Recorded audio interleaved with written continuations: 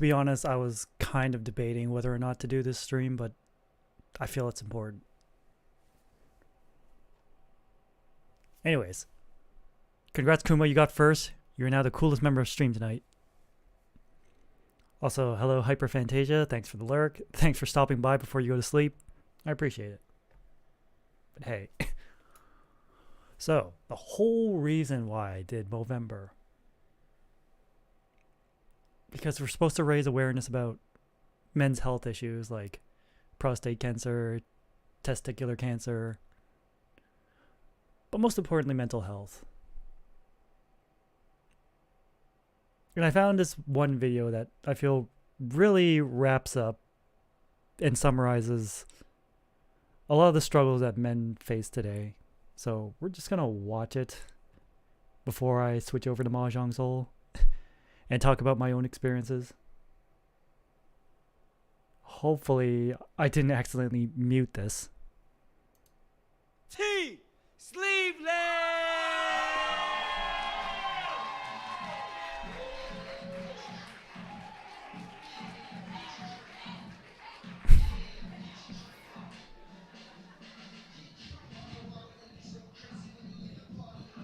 Appreciate you, my boy.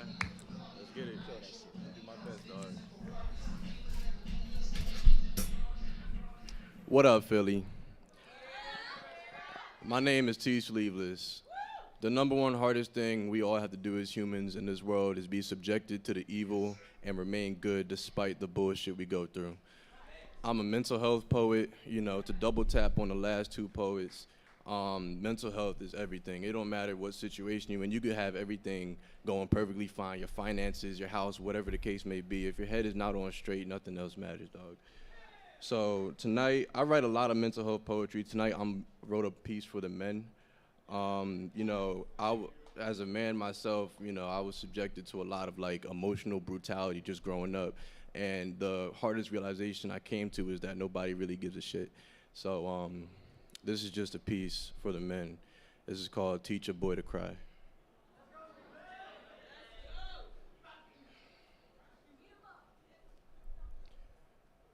People think the deconstruction of a man is some loud, violent occurrence, this outpour of bitterness towards the world, and in reality, the deconstruction of a man is a silent film, a common surgical procedure that the world didn't know it was trained to do. The breaking of a boy is the world's quietest natural disaster.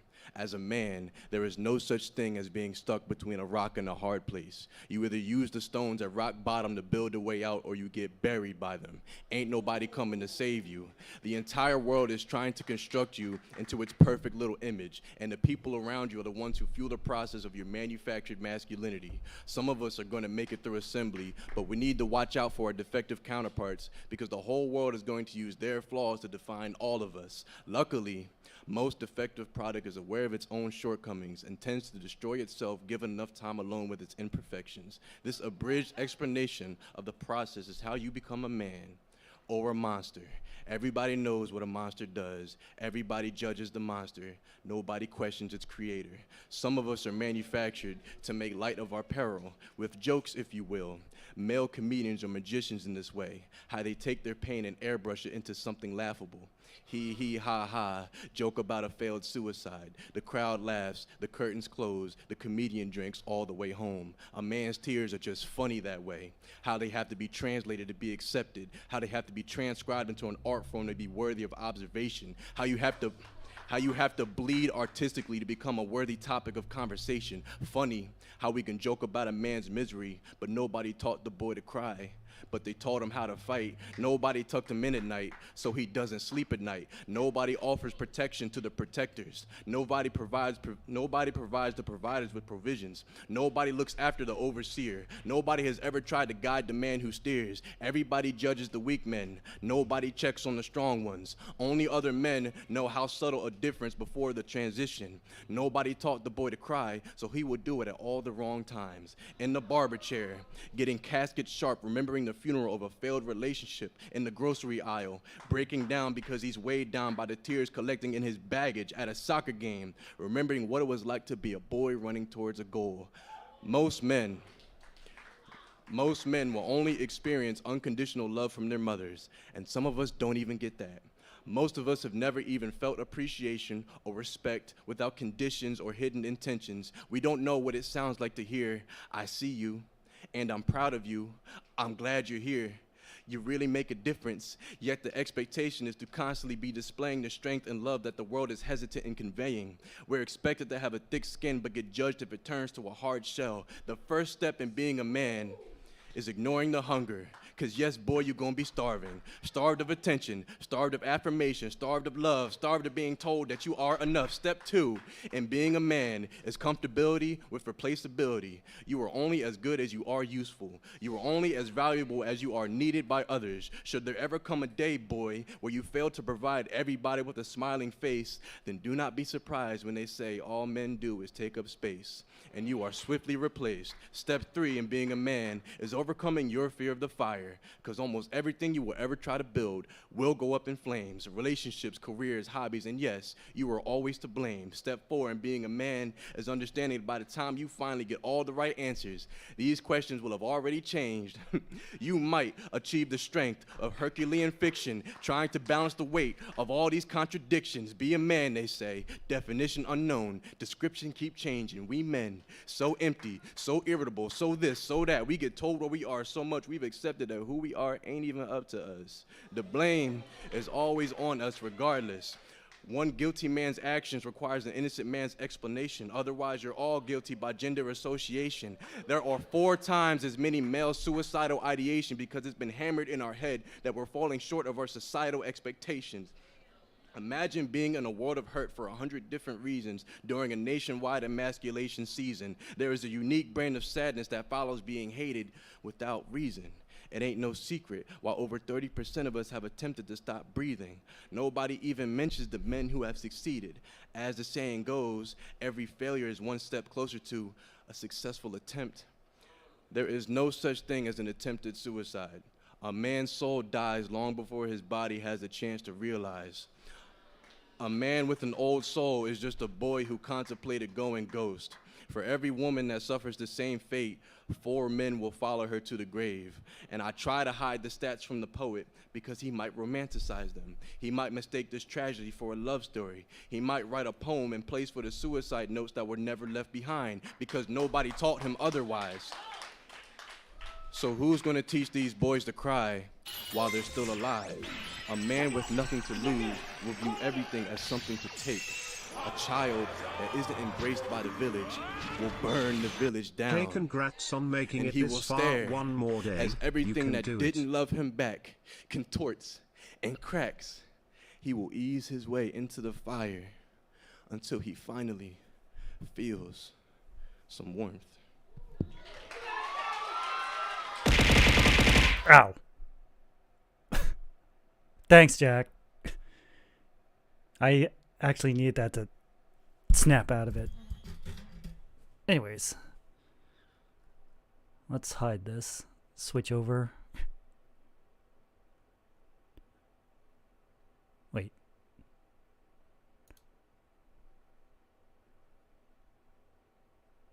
Wait. Which window is this? Why is it? Hold on. Wait a minute. Something ain't right. I think I broke something. No, I didn't break anything. There we go.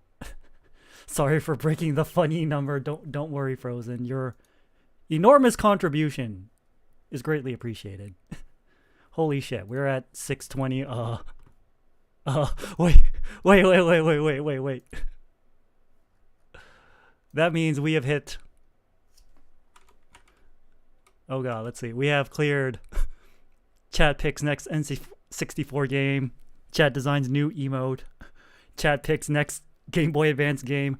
Copy pasta fanfic reading stream. Oh boy.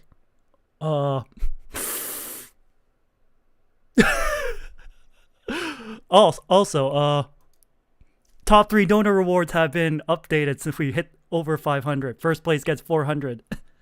A $400 scab. Second place gets the $200 scab. Third place gets the $100 scab. Way to go.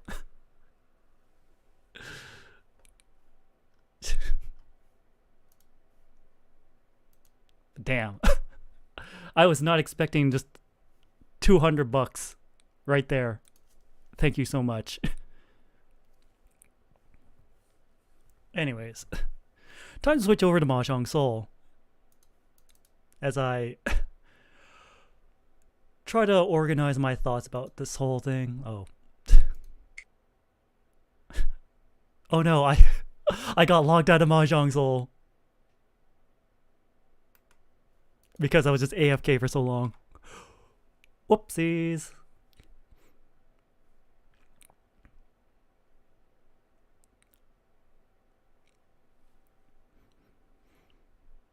Also, I am very aware of how strange it is that I'm sounding so very chipper when discussing a very serious topic like men's mental health. I am aware of my own contradictions.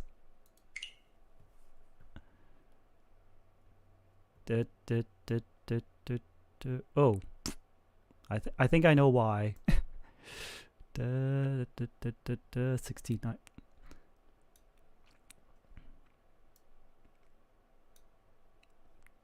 I think I know why the alert was blocked, but you could still hear it. It's the layering of all these damn scenes and sources. The VTuber scuff is real. Anyways, I guess we can put on like somber music, I suppose. Anyways, yeah. So. Alarming statistic. Globally, men self-delete at a rate of once a minute. Okay, if you do the math, okay, that's like 60 an hour, times 24 hours in a day, times 365 days in a year. That's over 500,000. That is absurd. That's too much. That is way too much. What the hell is that load screen? Don't worry about it. Like, actually, don't worry about it.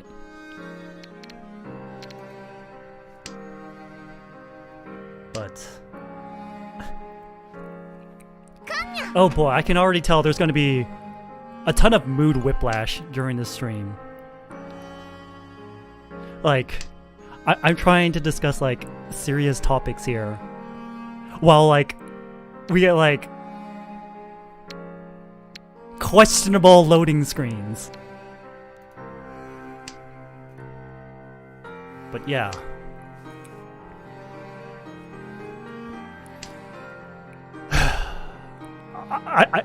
I'm even hesitant to say the S word because I know Twitch and YouTube don't like it when I say the S word.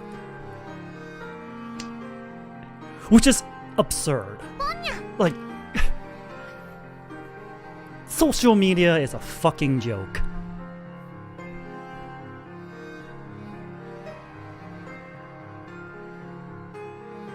Oh yeah, speaking of social media, that certainly hasn't helped with anyone's mental health, especially not men's.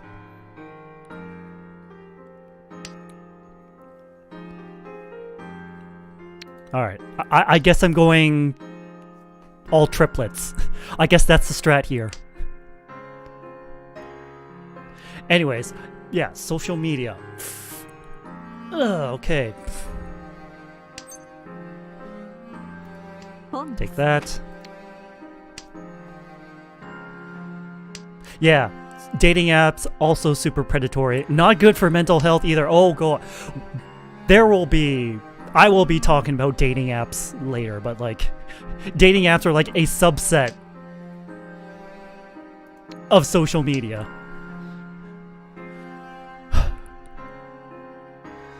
Yeah, social media.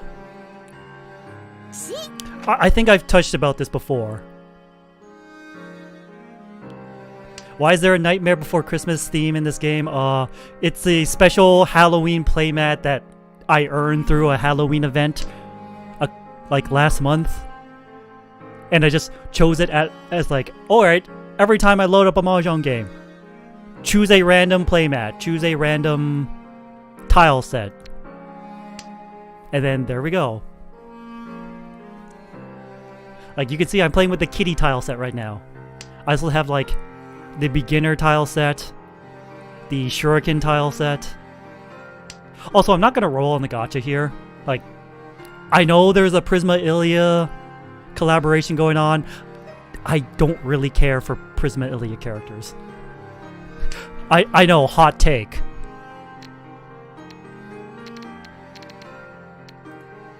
Alright, well,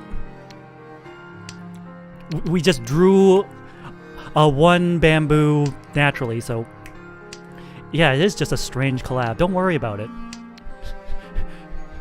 Prisma Ilia just gets to be everywhere. You gotta watch out for Persona 5, though. If you get a collab with Persona 5, that signals the end of your game. Anyways, back to social media. What was I talking about social media? Oh yeah, bad for mental health. Why is it bad for mental health? Who was it that said, like, I think it was Mike Tyson that said, like, the internet has made you too damn comfortable with saying the most disgusting shit and not getting punched in the face for it? I think that was Mike Tyson. Correct me if I'm wrong. Please, chat, correct me if I'm wrong. We advocate fact-checking here on Thunderbird Prime channel. Oh god, Footy 10. God damn it! I lost. Well, my bad. I mean my bad as in I dealt into losing. Anyway, social media, blah blah blah. Saying the most disgusting shit without getting punched in the face, yeah. Okay, I'm sell, so get rid of these two. But yeah, it's like, I don't know how long all of y'all have been on the internet, but I swear I've seen, like, over my entire internet history, I've seen, like, over these past decade, maybe 2 decades, I've seen, like, almost every variation of, like, men suck, men are trash, KAM, I can't even say it out loud. And, like, the massive support behind him, like, well, fuck off.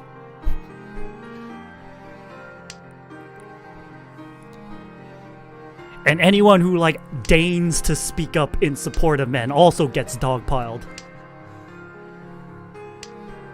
And it's always said by some dumbass with stutter when ordering at Starbucks. I don't even like Starbucks. Man. If I wanted to drink bad coffee, I just go to Tim Hortons. At least it's cheaper there. But anyways, it just goes back to that video I just saw. It's like,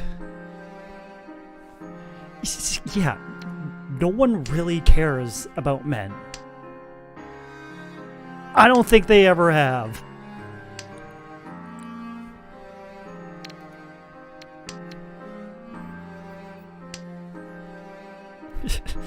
My sister tried to explain Tim Hortons to me. I'm like, I know about Canada.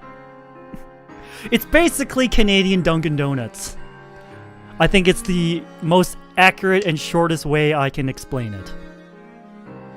Which is funny because we don't even have Dunkin' Donuts. So we have Tim Hortons instead. Anyways, I'm trying to get back to what that video was talking about. And I'm trying to... Like, there's so many things to talk about that, like... I'm actually, like, suffering a paralysis of choice. Like, there's so many choices I don't know which one to pick.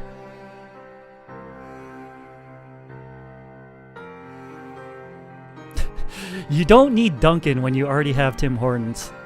I mean, people can debate that. People will debate that. I'm like, well... I don't have Dunkin' Donuts here in Canada, so... Eh. You could be right, and I'll never know. Like, I usually don't really have much of a reason to go to the US. Or leave my city of residence, for that matter. Except for, like, the rare occasion where, like, I might go on vacation. because either the old man invited me on a vacation, or I get invited by IRL friends, or I want to meet up with VTuber friends.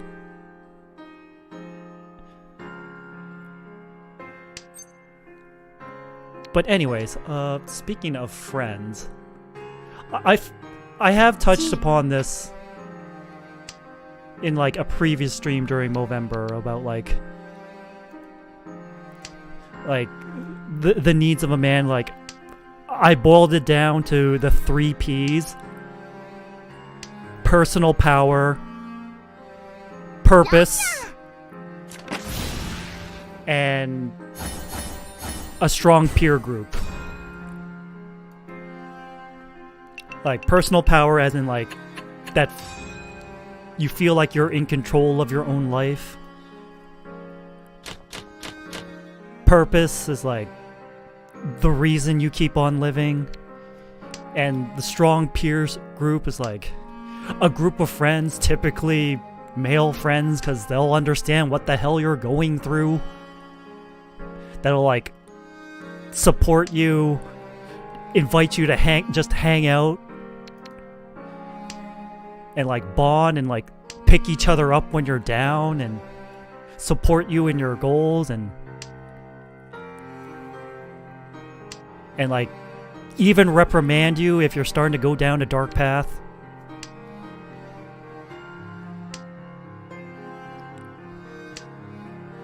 Because let's be honest, as a guy, it's really hard to make friends. Especially when you get older. You really need that support group. Oh, Omega, we'll talk about like the whole manipulation of used and abused. We'll get there. But it's like, yeah. It's tough.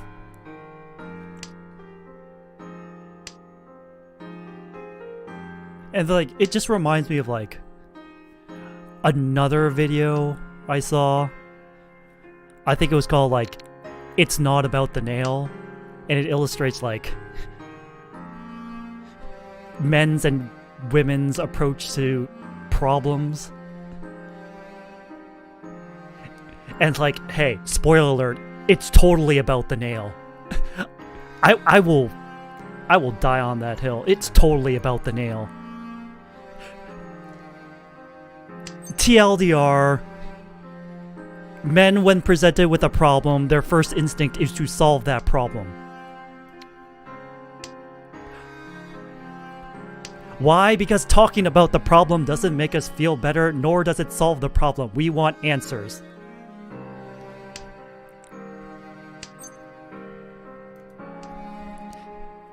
And we are constantly told that that's wrong.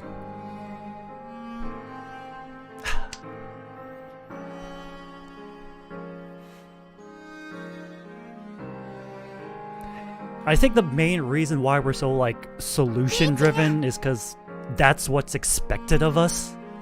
We're expected to be the problem solvers, the caregivers, the providers. Like, it's genetically implanted into us. It's like you can't overwrite that. We see problem, we want to solve problem. Move on to next problem. Repeat until no more problem.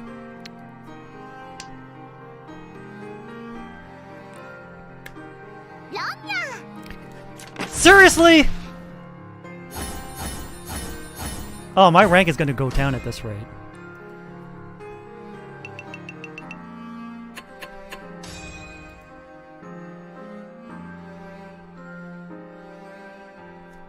It's like, I know we just watched that like video, like teach a boy to cry, but I'm already like struggling to remember like the big points of it.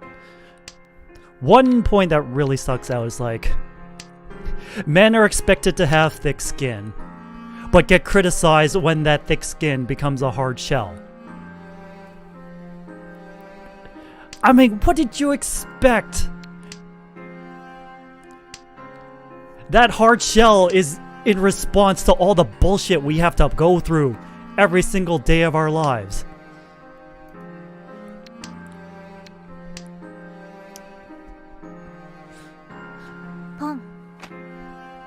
It's like, this is just a natural course of action.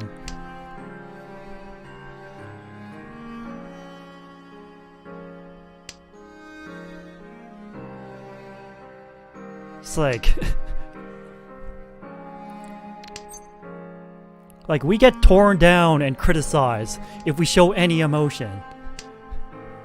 So we always have to be like the stoic man, and then we get criticized for being too stoic. I'm like, wait a minute, this whole operation was your idea. You wanted this. You got it.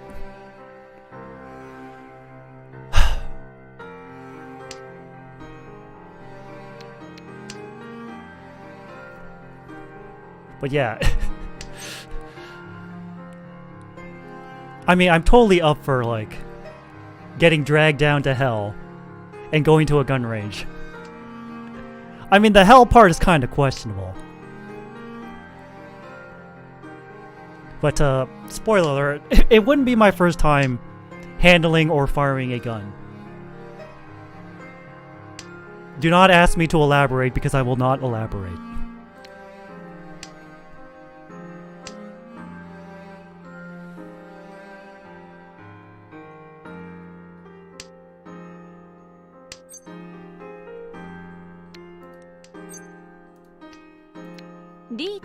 Oh, sweet. Like, it's not going to be the first time I've handled a gun, but it's also been a long time since I've handled a gun. Well, you were former Yakuza, so it lines up. Okay, let me clarify. I used to work for the Yakuza. I was never Yakuza myself. I want to make that perfectly clear, especially if Twitch or YouTube is listening right now. I am not Criminal Man. I was never Criminal Man. I was never a career criminal. Ah, shit, I came in last place. Oh well. I guess we'll keep trying to grind our rank up. You know what, probably talking about men's mental issues while trying to play Mahjong. Maybe not the best thing to do to increase my rank. I don't care. I'm going to keep talking about men's issues anyways.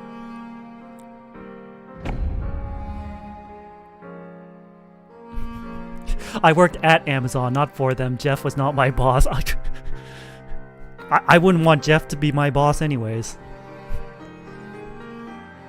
But yes, very nice loading screen, if I do say so myself. Yes, the mood whiplash continues. Alright, 2, 3, 4. You know what? Get rid of this. Even though it's probably a door, it's a Dora tile. Huh.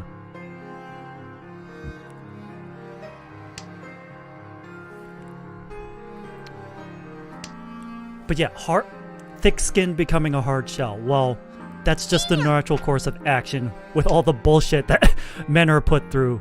Like, men are expected to always have it together, to be emotionally strong. Like, it's like hell, like, even times of, like, during, like, great emotional distress, like, oh, I don't know, a funeral. The men are always expected to keep it together. Like, we're supposed to be the shoulder to cry on for the grieving women, the children. We're not allowed to cry. We have to be that pillar of strength. It's really mentally damaging.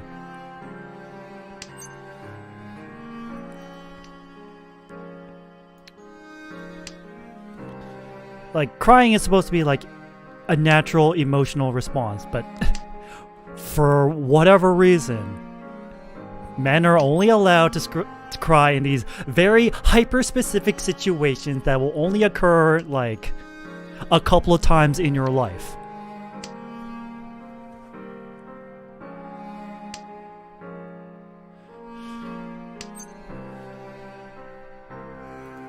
Because let me tell you, anytime I cried, I was severely punished for it.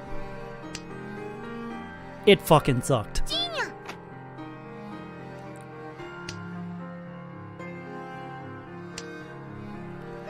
It's like, anytime I cried, I was punished for it. Doesn't matter why I was crying. What matters was the fact that I was crying.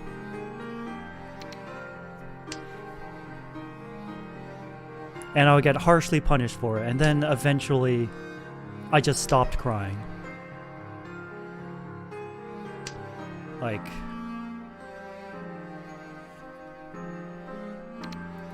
it's hard to remember even when the last time I cried.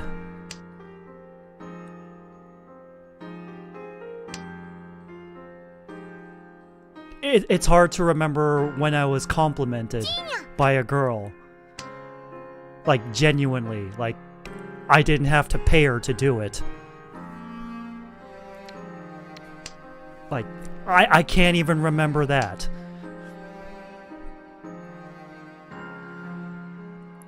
That's another thing. Like, men are emotionally starved. Men are touch starved. Men are compliment starved.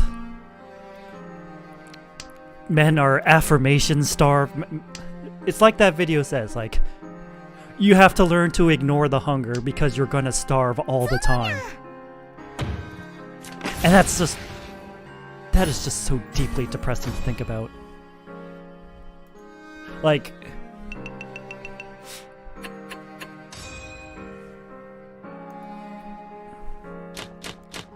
I think I was like listening into a stream once, and like the streamer says like, Men, what's wrong with you? Why don't you take care of yourselves? Because we've been taught to prioritize like the comfort and well-being of others before our own. Of course, we couldn't say that in stream because that would probably be seen as trauma dumping.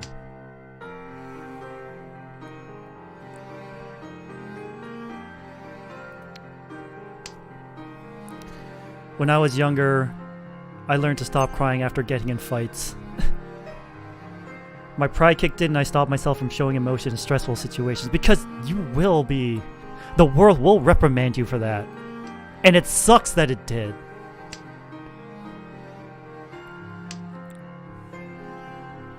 Like, I don't know if you guys have been, like, paying attention to, like, the writing tweets I've been putting up for National Novel Writing Month. I think that's what NaNoWriMo stands for. But yeah. There was a reason why I was called the Cooler. It's not simply because that's like the casino term for someone who just exudes bad luck for the players. Just whose mere presence just can turn a table cold. Well, it was that too, but also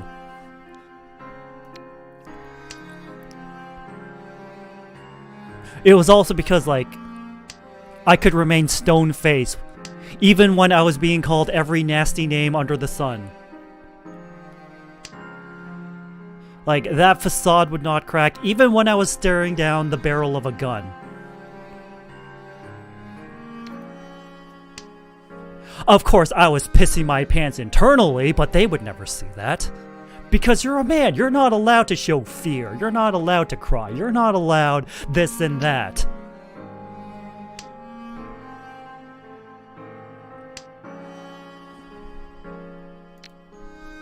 It's like, I learned at a young age to turn that shit off.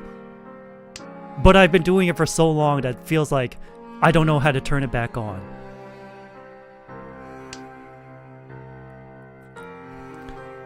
Well, if I got someone back into writing, then I did my job.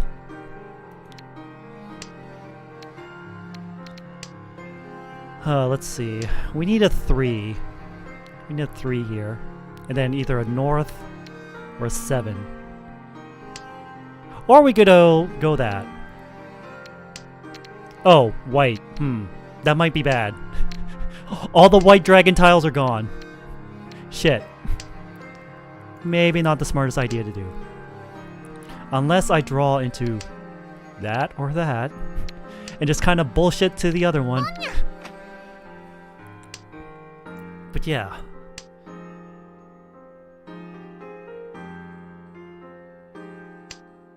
back to the whole, like, being starved of, like, affection, affirmation, attention, compliments. It's like I had to resort to, like, some heavy vices to numb the pain, as you've probably read.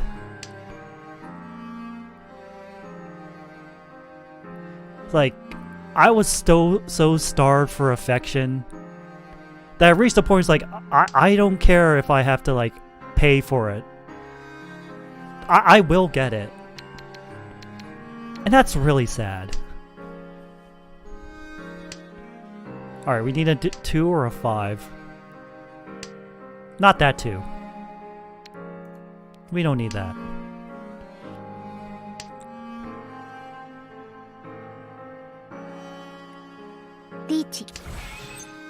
Oh,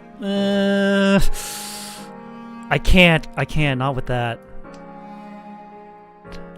If I do that, I don't have a Yaku to declare victory. That sucks. No. Well, didn't lose, didn't deal in.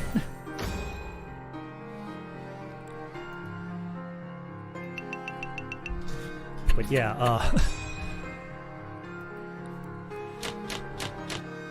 like, I didn't partake in, like, hard drugs.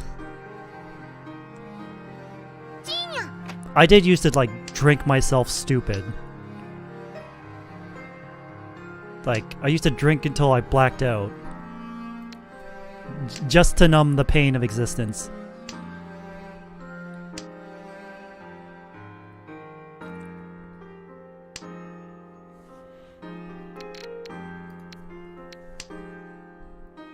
I also used to frequent strip clubs, if you could tell from all those writing entries.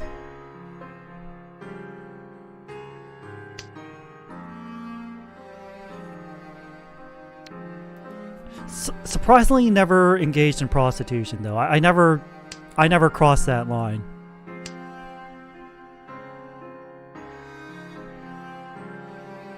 Like, call me old-fashioned, but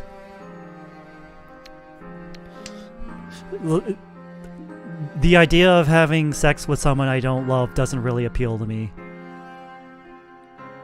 So I never really crossed that line.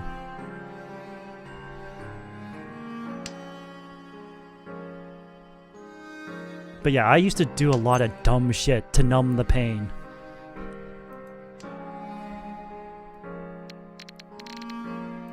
Huh. 1, 2, 3, 4, 5. So I need a 3 or a 6. And maybe a 7. Well, 6, 7. 2, 3, 4, 5, 6.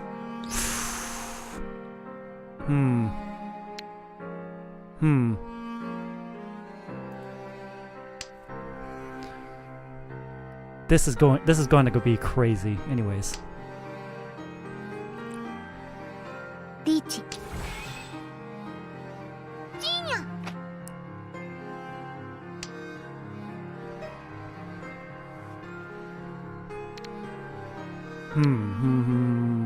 No hard drugs, no prostitutes, one night stands. Yeah, there's a lot of having to the drink where old friends called me an alcoholic.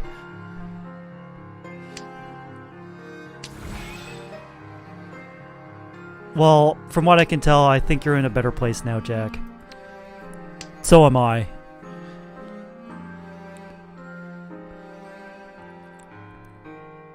But, like, it's hard to organize my thoughts. Because, like,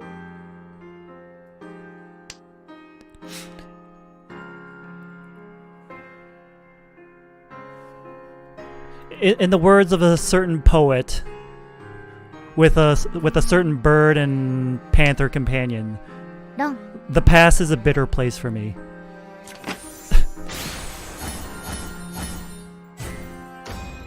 Yeah, who knew it took becoming a demon to be a better man?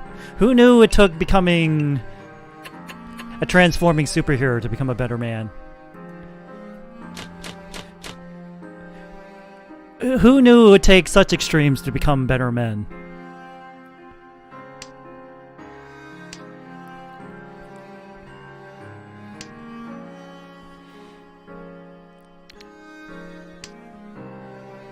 And the reason I think why men are so, like, geared towards being problem solvers is that we were taught that shit at an early age. That whatever ailed us, we had to figure it out ourselves. We had to find the solution. Like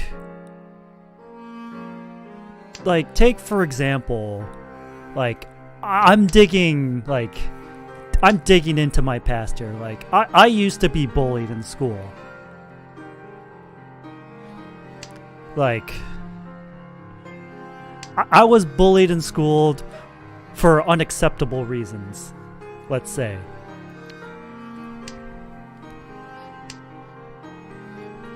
And what do you think I was told? Could I tell the teacher about it? No. I can't talk about the problems I have, because that would be met with even more punishment from the bullies. No, as a boy, you're supposed to, like, learn to fight, learn to defend yourself, ideally learn a martial art, and the next time those bullies try to pick on you, you're the one who's gonna show them who's boss.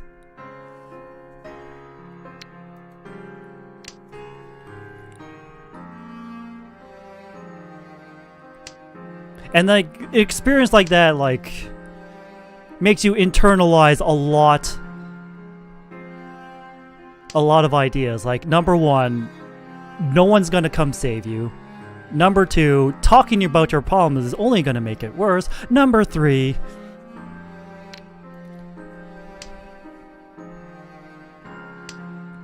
the solution to any internal pain you're feeling is to solve the problem externally. Any problem you're having is supposed to be solved by changing the world around you.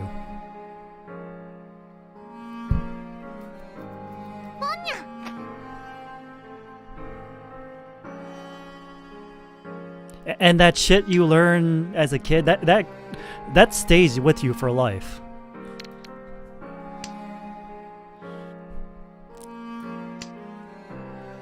So you learn never to show any weakness, never to talk about your problems because no one cares, or worse, you will be punished for it.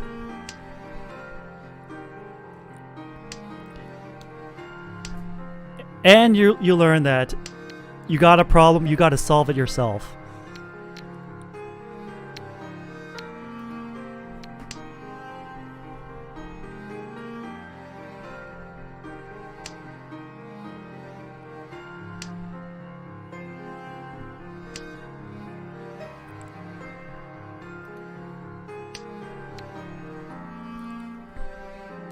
Yep, because of school life, I got into fighting and didn't take shit from anybody. Nobody stood up to me, so I think maybe you said no. Maybe you meant nobody stood up for you, so you had to do it yourself.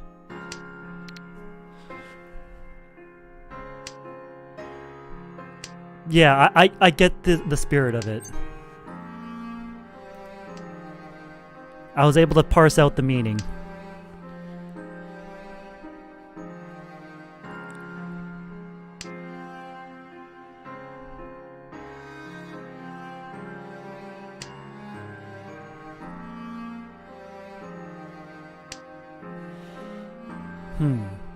Should I go for the 2? I think we should go for the 2.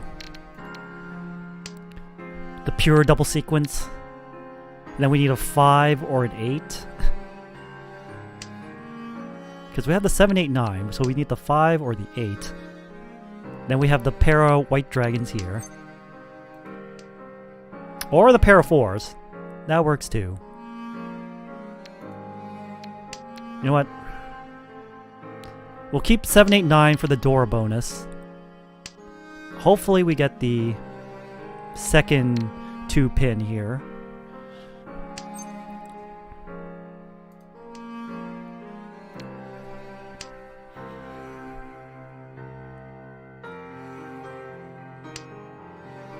Anyways, what other problems? Oh yeah.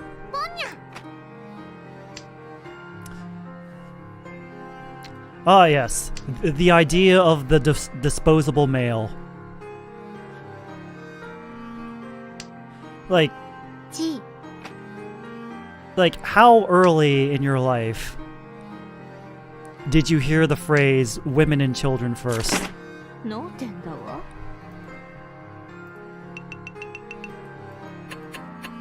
Like, I think the first time I heard it was in Titanic. Because, you know, hey, spoiler alert, the boat was sinking.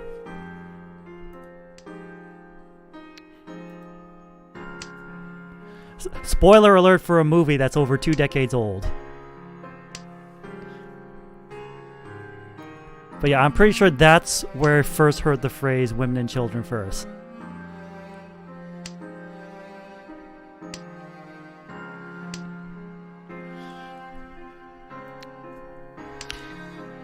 And that's where I internalized and learned, hey, men don't matter.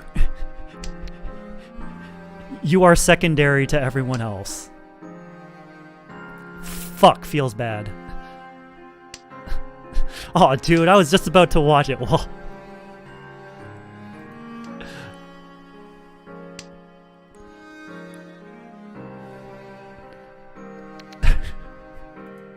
I don't even know if I can say, like, I spoiled the ending in the movie, because it's like, it's based on a true story. It's based on a real historical event.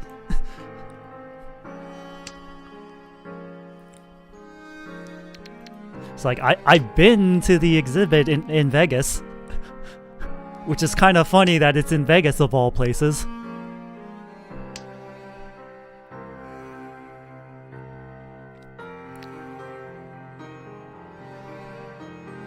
But yeah, the idea of the disposable male.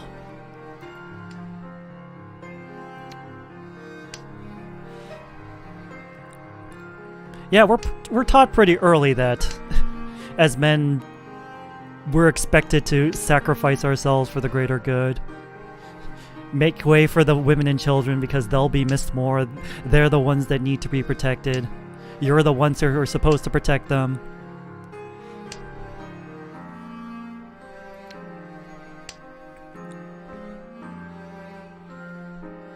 And if you don't step up to meet society's expectations, well, get the fuck out of the way, make way for someone better.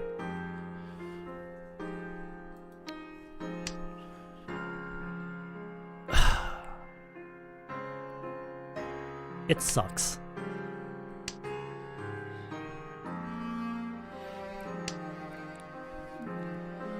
Like, all I can do is break it down to just, it sucks.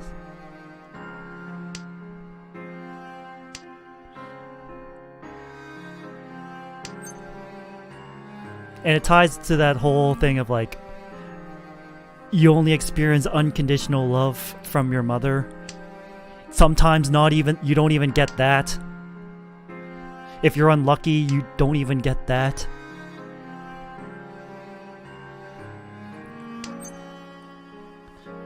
I think it was like Chris Rock who said like, women get unconditional love, children get unconditional love, dogs get unconditional love.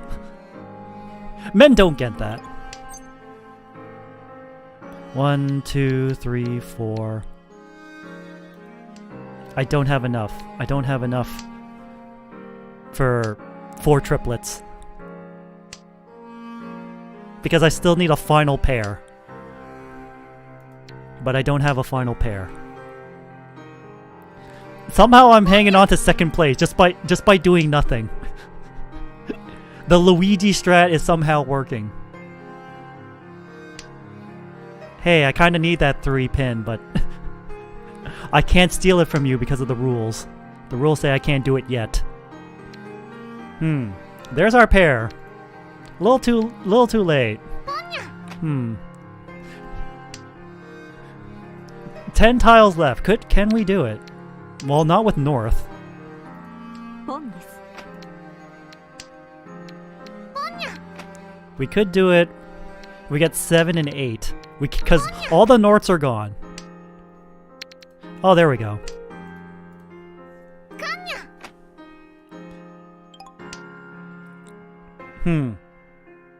Damn it.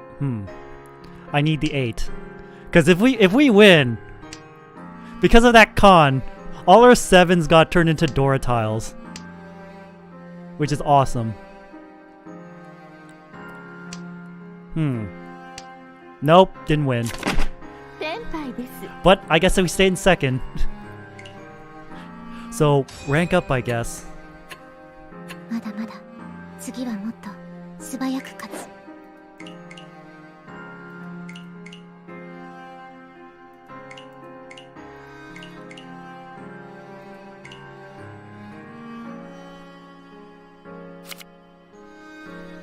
Yeah, bad coping mechanisms are the worst, because imagine dealing with a serious subject by making an unfunny joke.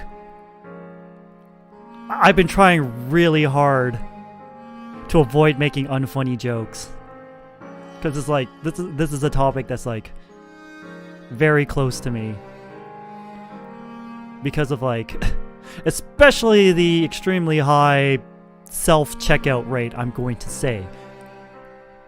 Because social media doesn't like the S word. I wish I was joking about that, but they really don't.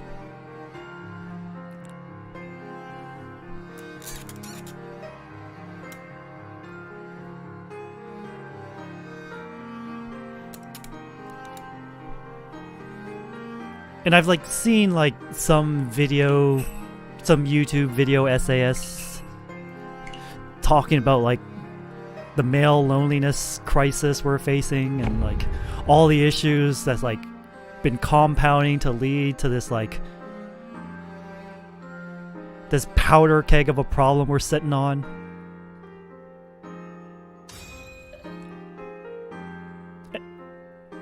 It's like, on one hand, I feel like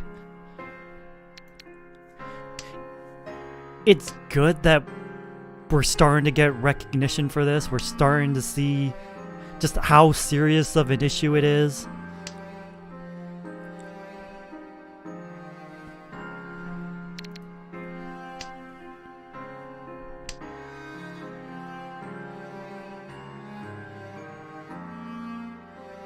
On the other hand, it always just serves as a reminder that like, if you look in the comments section, you'll see one of two things. You'll see tons of men like sharing their struggles with like all these problems that have been compounded on us over the decades. 本です。 I think like one of the top comments I saw is like, when you're trying to think of a reason to not self-delete, and the only one you can come up with is, it would make my mom sad. It doesn't feel good.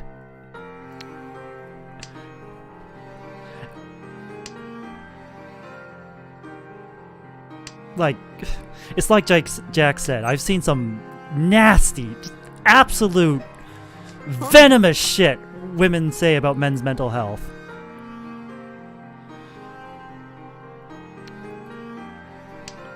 Like,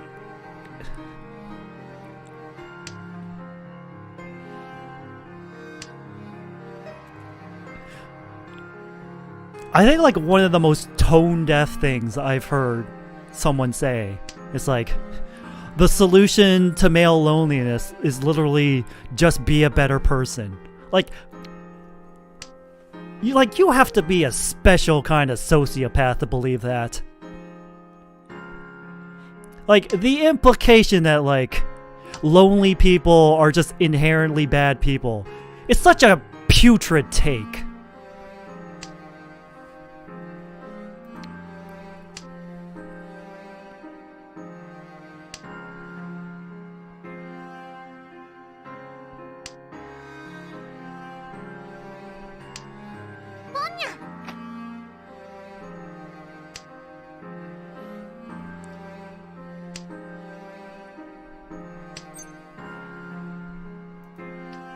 And of course, you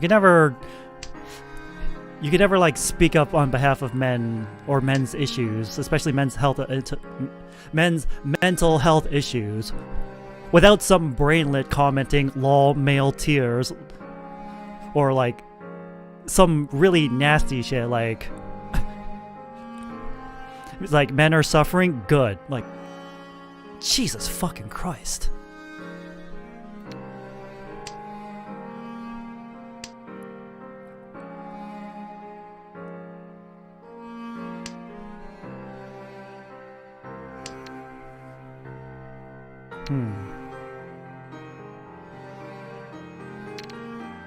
Let's see here. Well, we have white dragon, green dragon.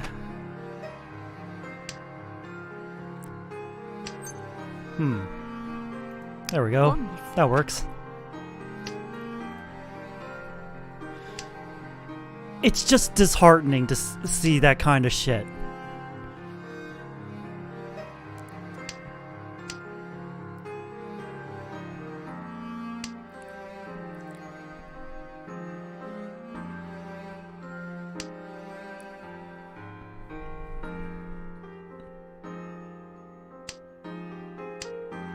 And it just reminds me of like this one like crudely drawn comic, like highlighting the issue, just really emphasizing the general apathy that society has when it comes to an issue if it relates to men. It's like stick figures like, hey, did you know that like 75% of homeless people are men? Radio silence. So he tries to put a different spin on it.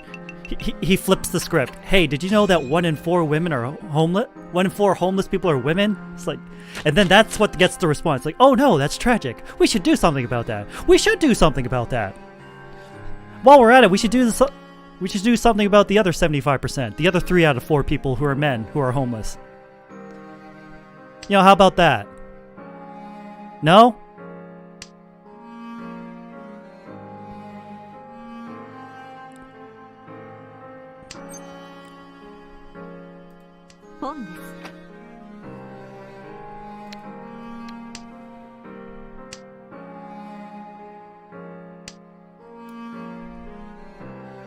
And this just kind of circles back to like something I talked about during, of all things, a Chaos Legion stream while I was just farming experience.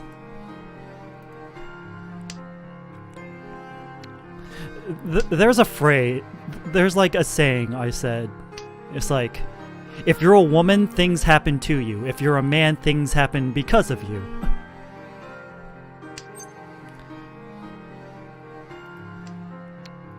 Or to put it in more cynical terms, if you're a man and something bad happens to you, it's all your fault.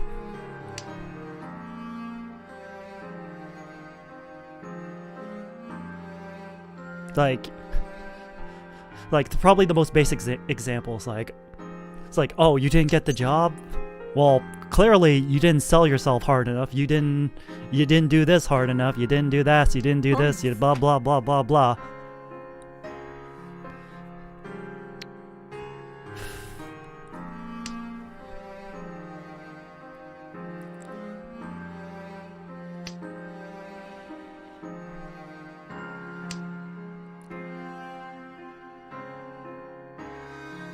It's like, why is it that like,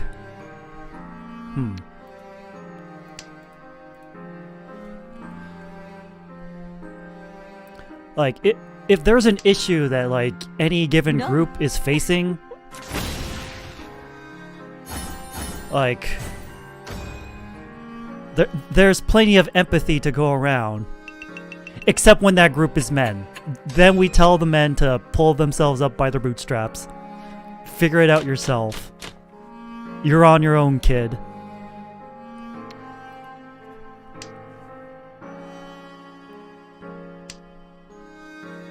Like, is it any wonder that, like, men just become emotionally numb?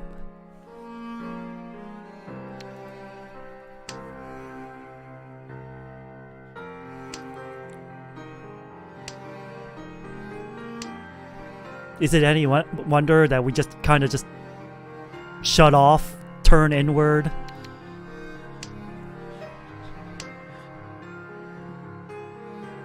Just say fuck it and check out?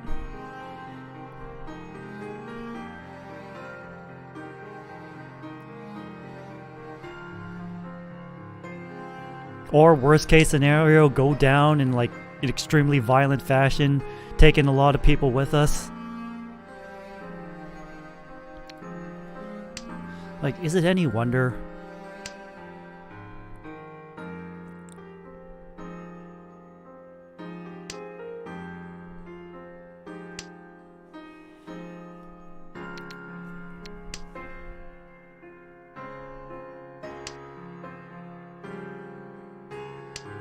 That's why it's like,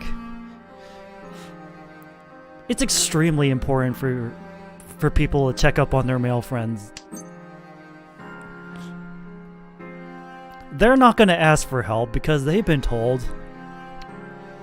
that they can't ask for help.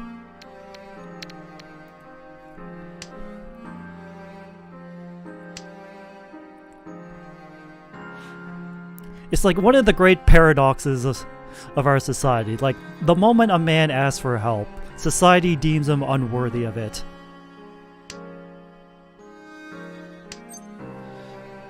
Like, that shit needs to stop.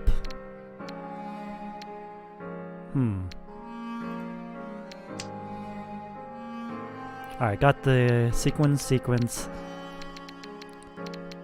Could we do 3 big dragons? It'd be really cool if we did. But in any case.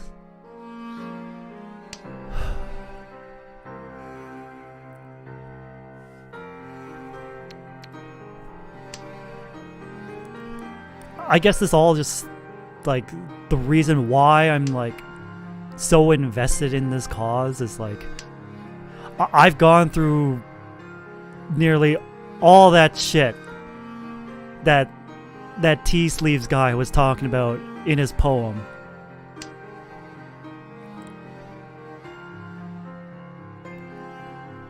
Like, we always criticize the weak men. We never check up on the strong men.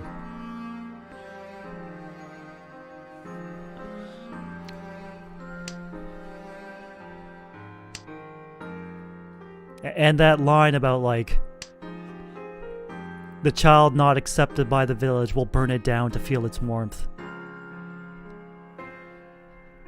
Like, it's a phrase I've known for a long time. But I feel like it's especially relevant to boys.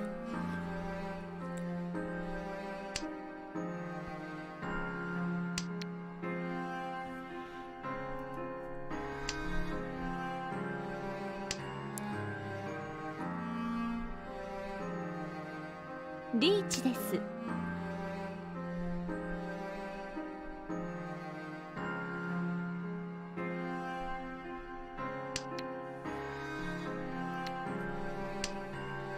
Because, like, oh fuck.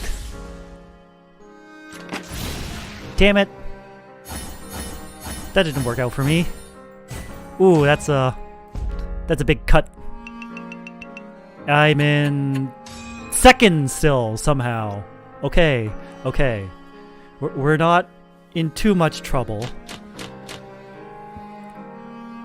Also, after this track ends, I'll probably switch the music.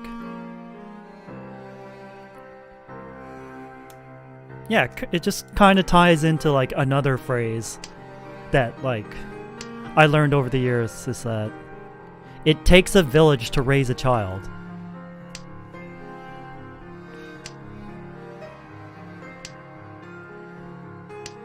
And again, I feel that is especially pertinent for boys.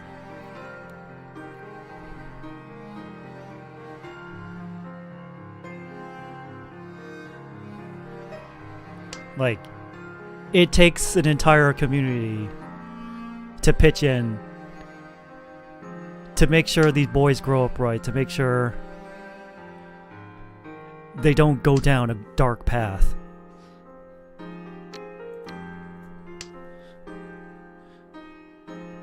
that they feel accepted, they feel seen, they feel needed, that they feel that they're enough.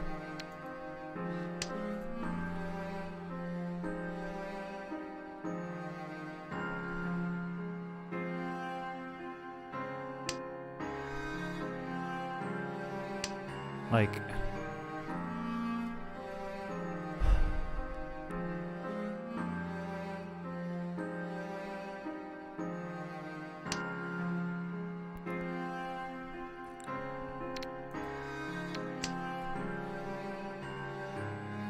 another reason why, like, a lot of this stuff's been weighing on my mind throughout this entire month is that, like, I think I, like, mentioned this briefly at, like, the start of the campaign about, like, how, like, I was having a conversation with a certain someone and, like, we're just talking pleasantries. You know, mundane stuff that just happens in our everyday lives, and then just out of nowhere I get blindsided with the, so when are you getting a girlfriend? And then it just kind of turned into an unintentional dogpile, courtesy of everyone else who was in the room on the other side of the call.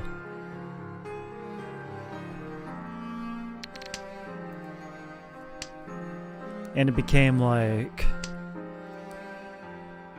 it's like, yeah, when are you getting a girlfriend? Like, it's like, but you're so handsome. Why you no girlfriend yet? And like,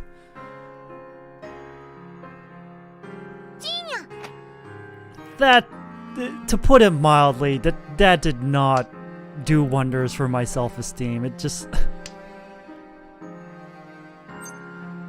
oh, well then. Ow, ow, ow, ow. Hi Soul, thank you for the raid, thank you for pelting me with emotes so I can snap out of my funk. Welcome Raiders, I'm Thunderbird Prime, Masked Hero VTuber. I'm playing Mahjong Soul while talking about, like, men's issues and the contributing factors of, like, why the men's self-checkout rate is so alarmingly high. That's probably a heavy topic to listen to, so if you want to mute the stream, I totally understand. But I feel like since it's Movember, this is something important to talk about. How was Resi 4? Resi Revelations. I knew it was a Resi game. I was in the stream. I should have known this. It's just I've just been so accustomed to seeing you playing Resident Evil 4 Remake. I just kind of assumed that's what you were playing. But yes, give a follow to Soul Marquee. Uh-oh, that means I'm watching my own stream now. That we can't have that. Alright. That means I can close this. I should mute this before we hear any sound. That's okay. I think. Wait. No.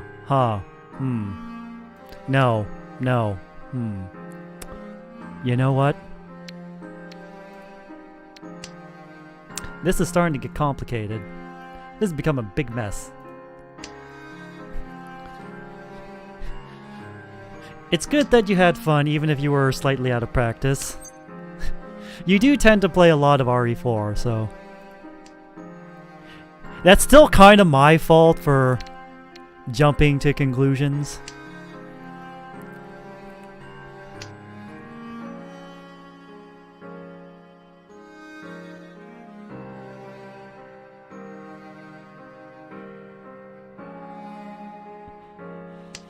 But speaking of like accepting blame and responsibility, I feel like men get like forced to accepting a lot of blame and responsibility, even when it's not our fault.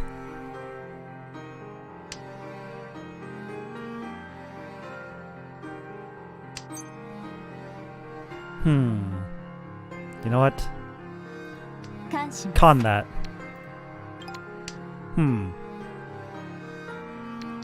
What do I do here? I hope I get a 4 here instead of the 1, otherwise this is not gonna work.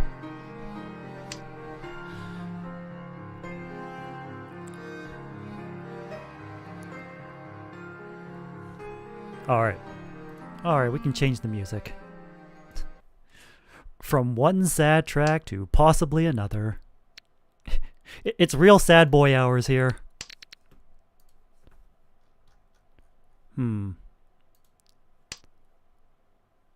Just bear with the silence for a little bit longer.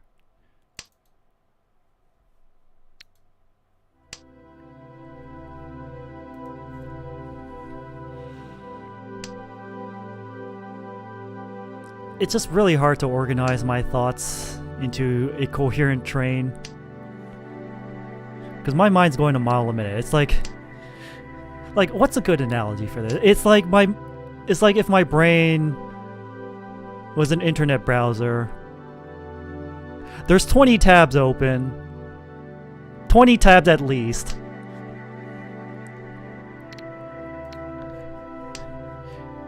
Three of them are playing music. 2 are frozen.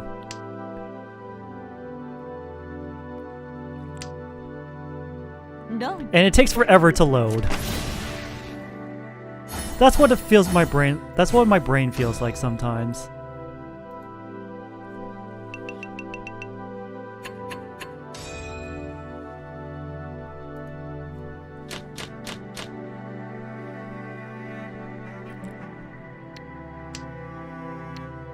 But yeah, I said I was going to get to the topic of dating apps and how they certainly have not been a big help for men's mental health. Like, admittedly, I tried using a dating app once.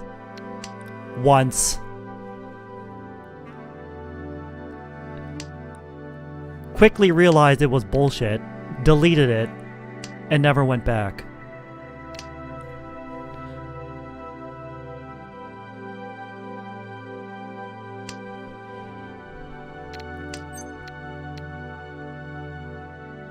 But I can only imagine, like, the shit, the absolute damage it does to your self-esteem.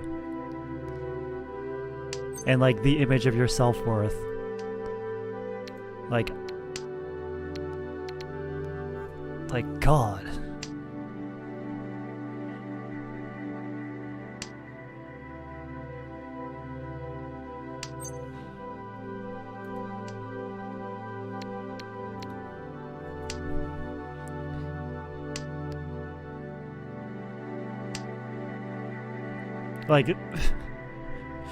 Like people say that, like,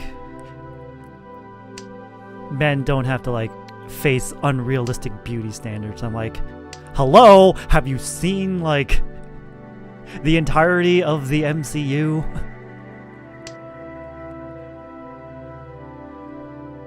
Or at least be aware of its existence?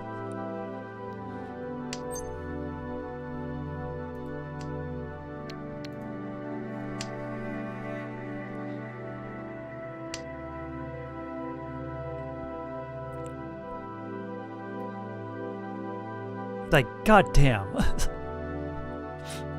Let me tell you right now, you cannot get that kind of superhero bod without a ton of money for food and training regimen, and 2, PEDs. Let's be honest here.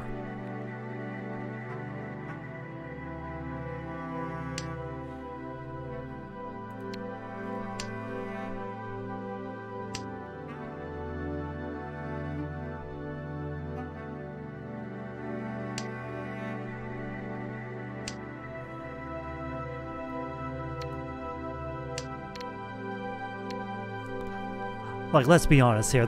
Like, all those movie stars who had to, like, get ripped bods for, like, some superhero movie role.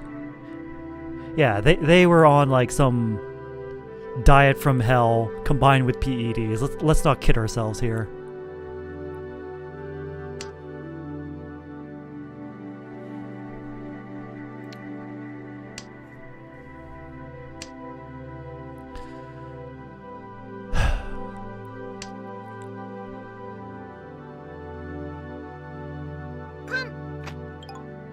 And you know what they say about dating apps.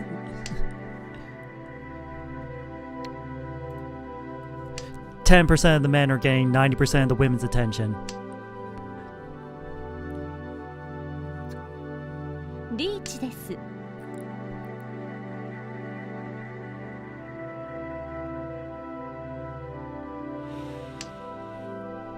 What else? What else has been really not working for men?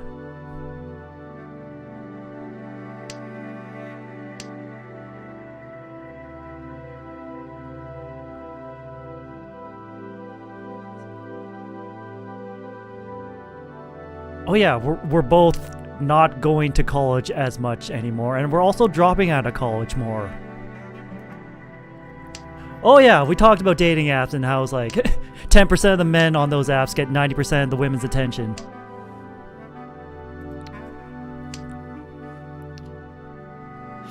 And let's not even get started with, like, the laundry list of things that a man has to be, according to the dating apps. Like, we're all familiar with the whole 6 feet tall, 6-figure income, 6-pack abs, 6 inches downstairs, 6 this, 6 that, yada yada yada. 脳天だわ。 Well, I didn't lose that badly.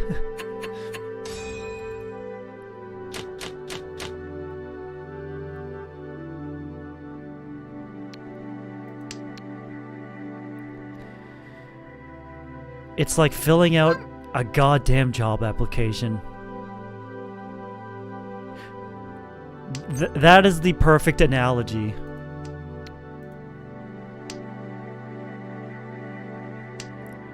It's almost kind of disgusting how well it works.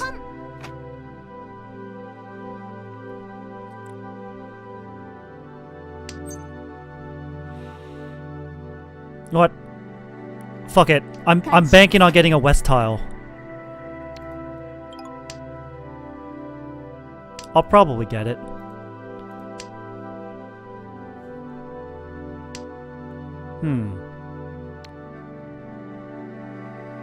No, we'll get rid of that. We could... It's like... What is it like for women? Dating apps are like window shopping.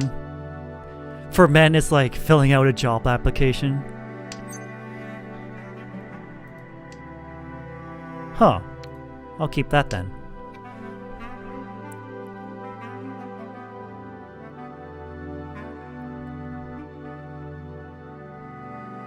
It's like men are dropping out of college, so they're not making as much money anymore.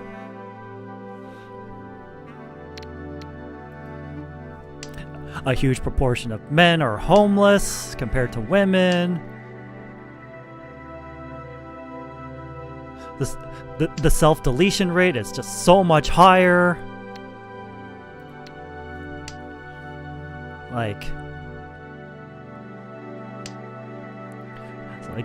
It's like on average, men are dying at an earlier age than women. Like, the saying was like, why do men die sooner than women? Because they want to. And I don't even say that as a joke. That really feels like that's the actual sentiment.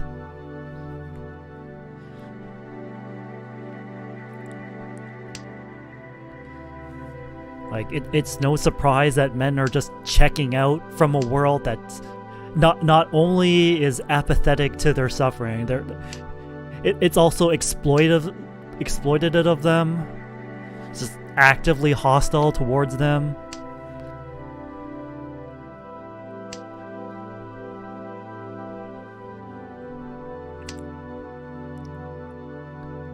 Like, the divorce courts are just so stacked against them.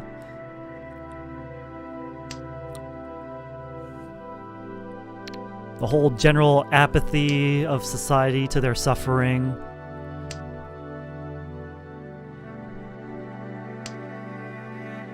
Any attempt to voice their grievances is often met with ridicule or derision.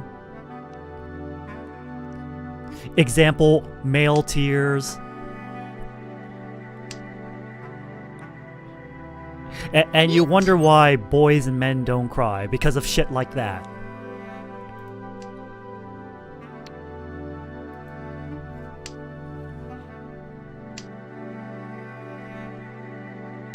Because they'll get mocked and ridiculed immensely, often by the very people who told them that it's okay to open up and show emotion.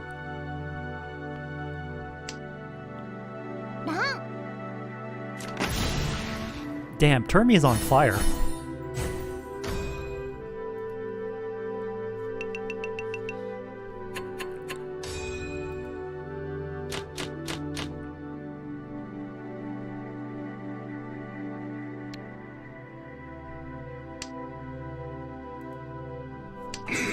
Oh.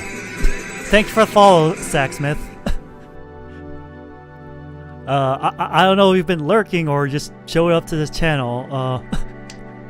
I would like to think that, like, me just spilling my heart out to chat tonight. On this one time where I will, like, allow trauma dumping.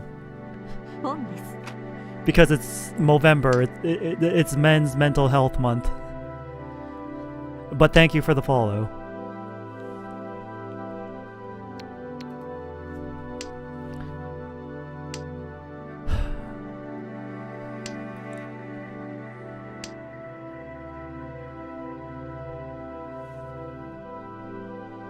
I guess at the end of the day, what I'm trying to get at here is that, like the world's not gonna care about us men, so the least we can do is care about each other.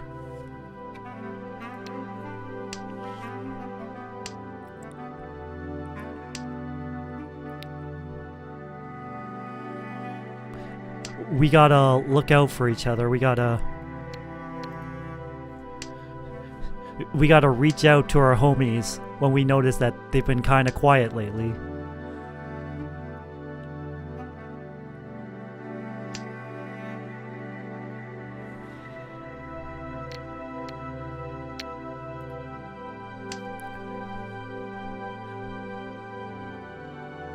We gotta figure out, like, some sort of solution-based therapy. Because I know I was looking on Movember's website and, like, looking at, like, the various projects they were funding with the money they raise.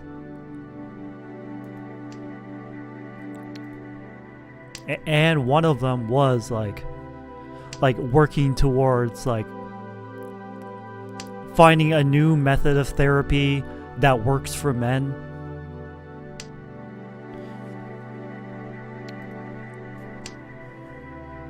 Because let's face it, the current model for therapy, it works great for women. I'm glad it works for women. Not very effective for men.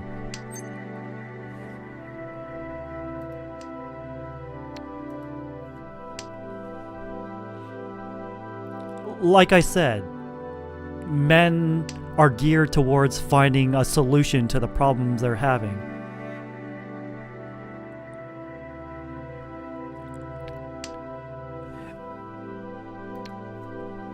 Men need, like, a step-by-step guide to help them get out of their funk.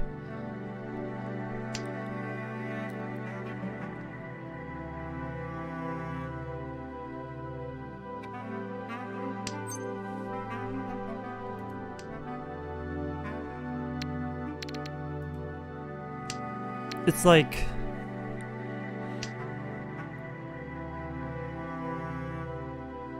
when someone asks me like how a certain situation makes me feel, especially if it's like an unpleasant situation,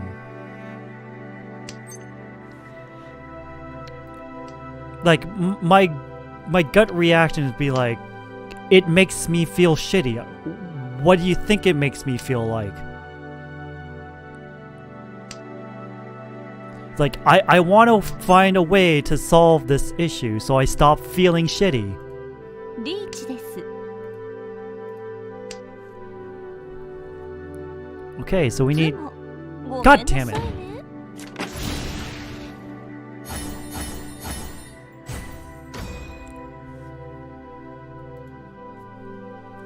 What sucks too is that these quote-unquote alpha male grifters don't actually care about improving men's mental health with their snake oil corset. They just want money. Oh, let me dive into this. Oh god.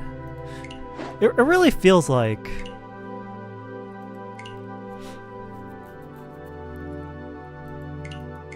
It really feels like society as a whole only started to care about, or at least pretending to care about, men's mental health issues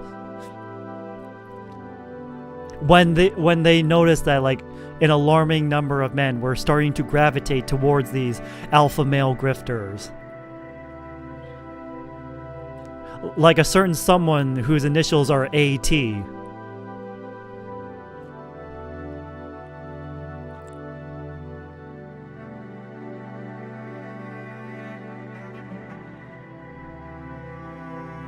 And like, this is probably like a cynical take on it, but it feels like society only seems to care because like men are gravitating towards like these like extremist ideologies, and they're not responding because they're worried about men's mental health. It feels like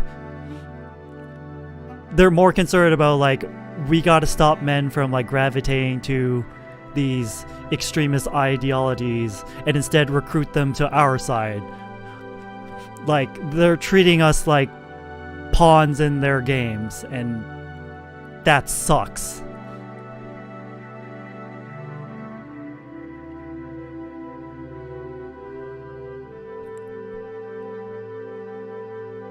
Yeah, funny how that works. It's like they're afraid we'll start taking our lives back. It, like, God forbid men enjoy things. Like, God forbid, like how dare men be happy?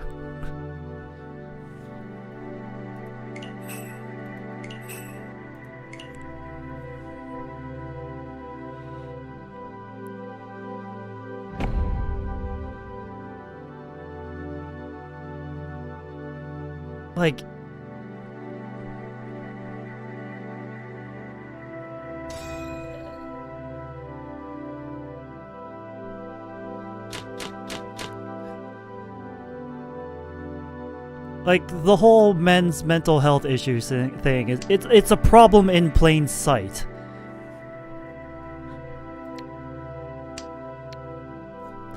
But all the big players care about is like, how can this benefit me?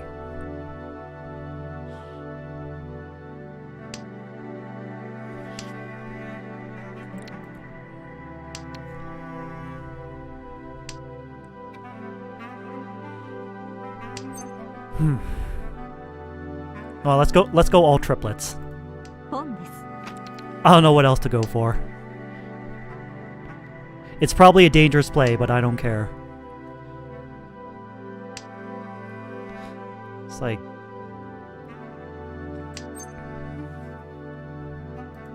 本です。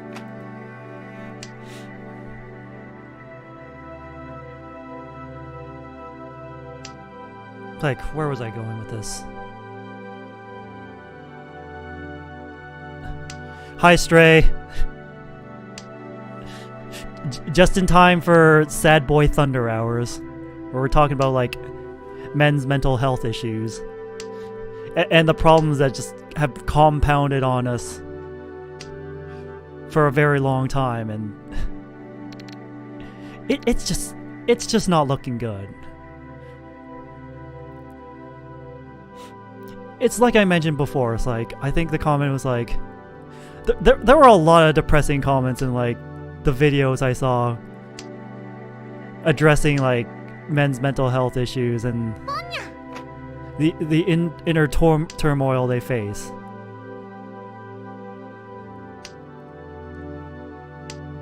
Oh, we taking a dump on AT? Oh, yes, we are. Yes, I did see that one trans man's video where he was crying because he understood how men get treated. It's like...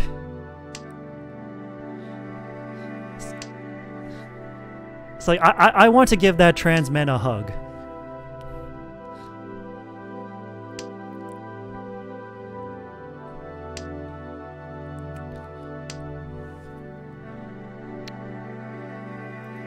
Like...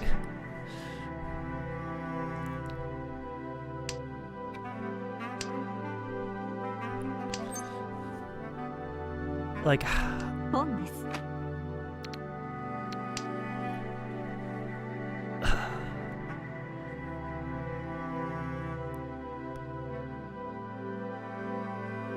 Like, I'm sorry, I'm glad you understand. No man should have to feel like that. Like, I was contemplating making, like, a really distasteful joke. I'm not going to. Like, that's why I was pausing for like 20 seconds. Like, no. No. No.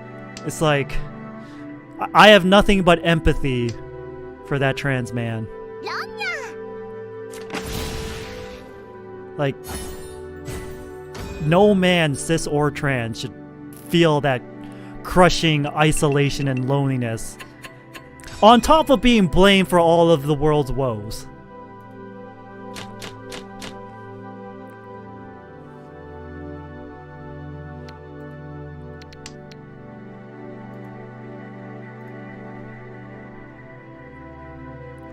Like, where was it?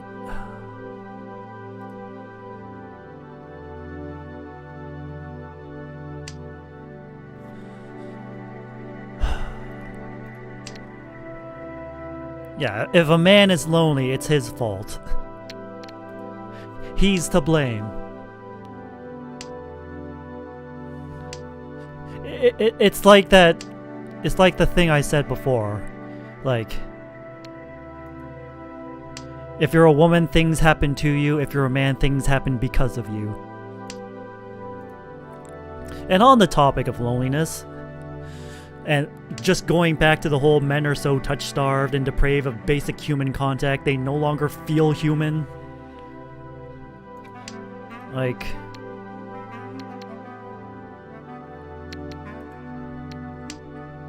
It's definitely something I felt my entire life, but I feel like it's been, like, exacerbated in recent years. Like, as men, we're raised to be mere cogs in the grand machine that is society. We are taught that we have to give up, like, any and all comforts for the sake of others. Like, when the time comes, we're the ones expected to make the sacrifice to protect our loved ones and the greater good, yada yada yada.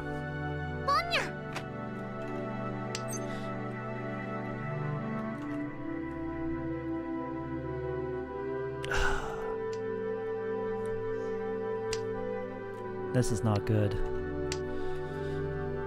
Like, from the oldest of our memories as boys, we remember girls being, like, treated so gently and loved by teachers and other authority figures.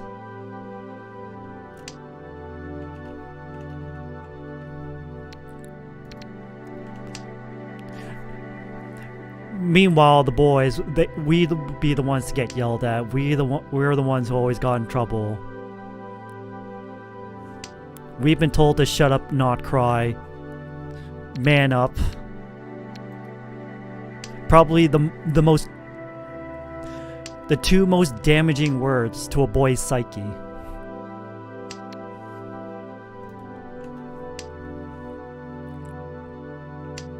So instead of crying, instead of sharing our emotions, we bottle up. Just bury it deep inside. 1, 2, 3, 4. Alright, time for triplets. Time for all triplets. We can do this.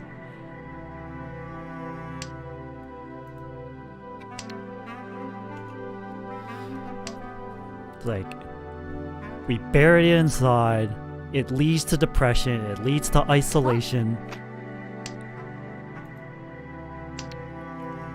We're told never to cry, never to show our emotions, because we can't be a burden to other people's. No, we have to shoulder the burdens of others.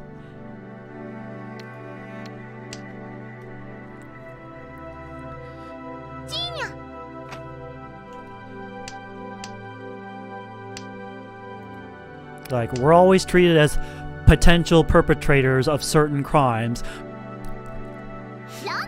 Like, oh, who? Oh, shit, it was me.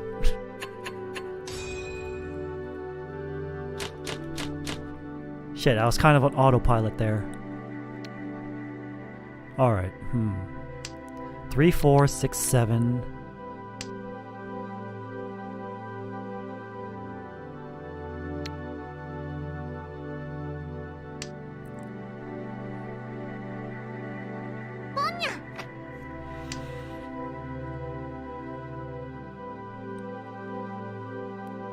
Yeah, Jack, that ties into, like, how men need purpose to function. It's like, men will crawl through broken glass to find a purpose. Men will walk barefoot into the depths of hell if it means finding a purpose.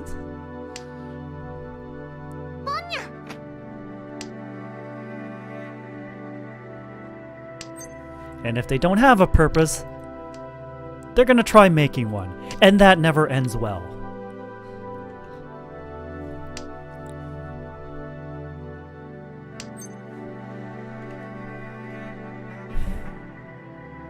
Do I? No. I still need to get rid of these. Or figure out... There we go. Do that. Then we need... Preferably a 4. I don't really want a 1.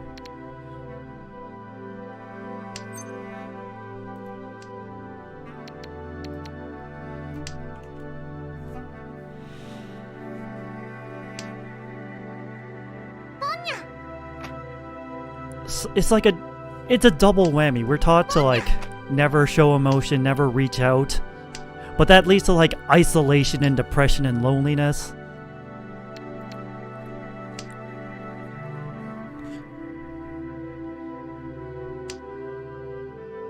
And if we try to reach out, we're harshly reprimanded for doing so.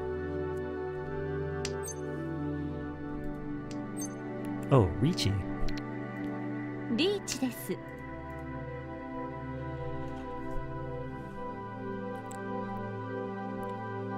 And it goes back to, like, the issue of touch starvation. Like, most guys rarely, if ever, have any physical contact with anyone, apart from, like, the occasional handshake.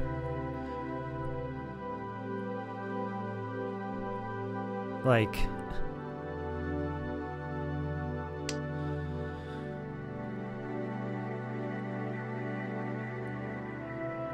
It's like... I think the only time I was ever hugged during my childhood, and I say childhood as in less than 18 years old. I think the only time I was ever hugged was by my best friend's parents when they took me in during probably the darkest time of my childhood.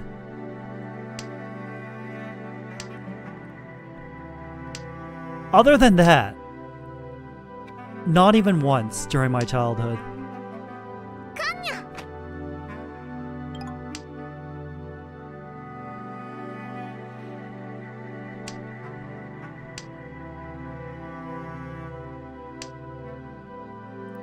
That's why it's important to hug your guy friends.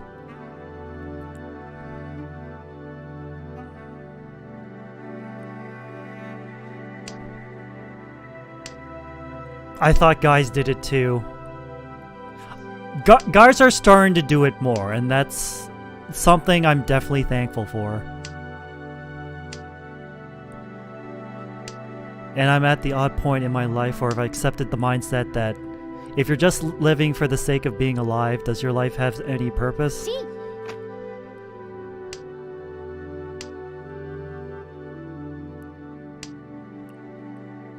I mean, there's nothing wrong with living for the sake of living.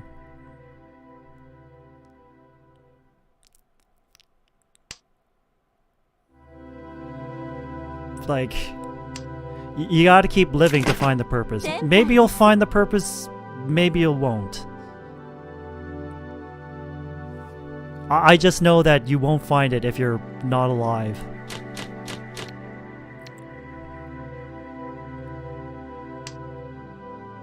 Living for the sake of being alive is perfectly valid. I think this question was raised somewhere, and like the thing that like was said to the person pondering that is like just fighting for the sake of not dying is a perfectly legitimate and even noble reason to keep fighting. So I think that applies here too.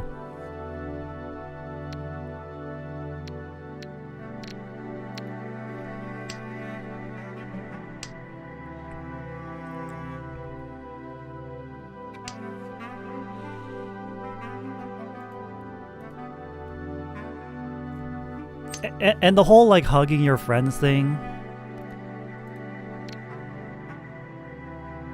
I'm just thinking about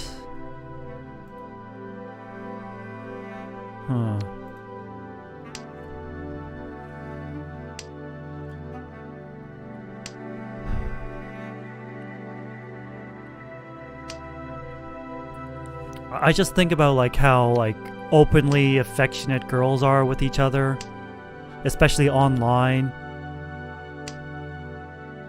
They'll always hug each other. Sometimes they'll even kiss each other. And I just kind of look on with a bit of envy, thinking, man, I wish I could do that. But I can't do that because I'll be instantly called a creep and get cancelled over it, simply because I'm a guy.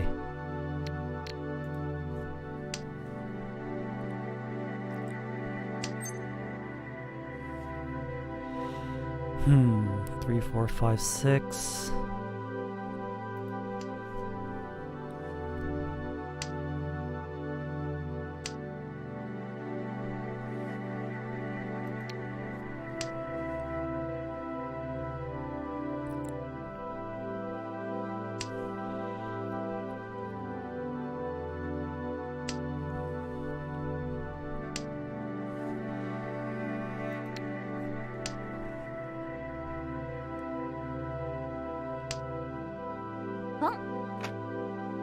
Jesus Christ. See, this is why.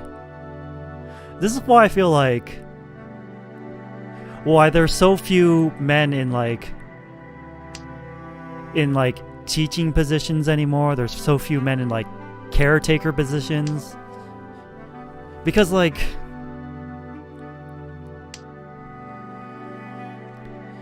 men have become like so used to having the worst thought of them by the world at large that they're not even gonna risk it anymore.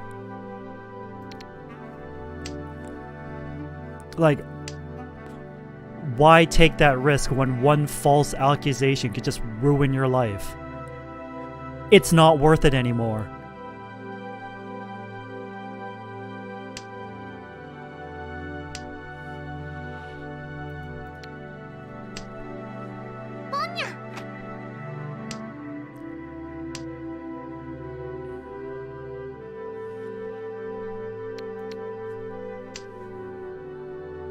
Like, I've touched on this before, but like,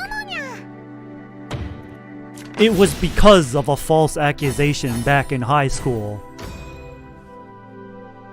that nearly drove me to the brink.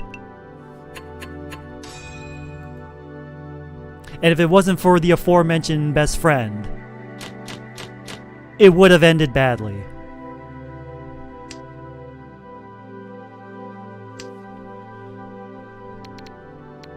Ow.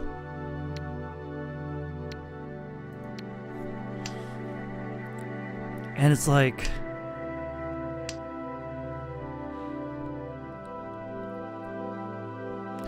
once in high school was like when I really contemplated like checking myself out.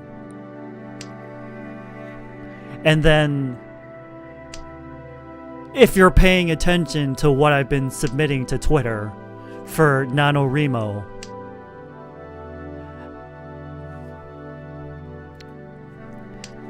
that was another point in my life where I was feeling very apathetic towards my own life. As in, I didn't really care, one way or another, if I lived or died.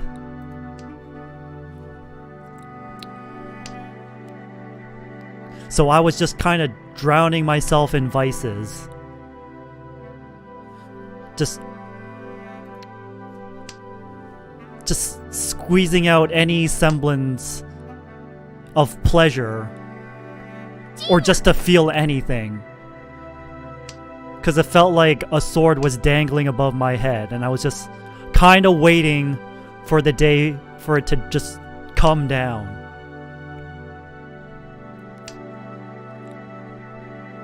So I was just kind of just drowning myself in alcohol and strippers. Just because I felt like, oh, it's gonna happen any day now. Where someone is gonna... Someone's finally gotta put a bullet in my head. Because there have been a many number of times working in the underground where that almost came to pass. So I'm like, you know what? Nothing's gonna get any better. The day I leave this mortal coil is looking to be a very sudden and violent one. So, might as well enjoy what I can, if nothing else, to numb the pain when it finally happens. Thankfully, things got better. I didn't think that things would get better, but they did.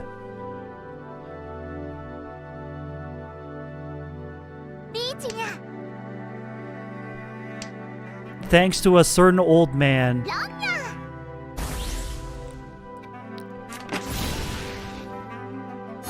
who helped me turn things around right when I was on the brink of just going full villain. Hi, Hallowed. Yeah, I used to be that kind of person. I used to be the kind of person who would just dance the line between life and death.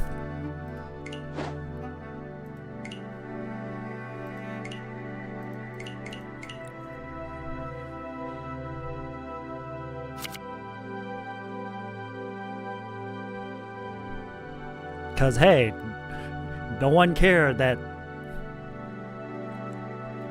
I ran away at 18 to escape a very bad situation. No one cared that I ended up homeless. No one cared that I was a wandering vagrant for most of the start of my adult life. No one cared. In fact, they said it was my fault. Like, if anything bad happens to a man, it's his own fault.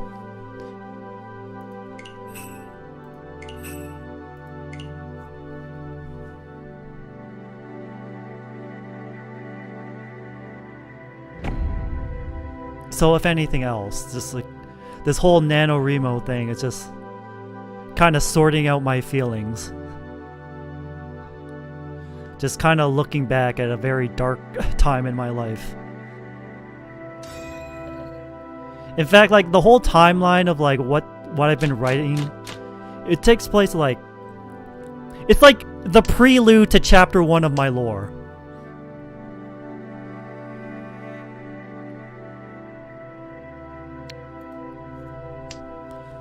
Sometimes I wonder how things would have changed if someone had cared. That's something I wondered a lot too.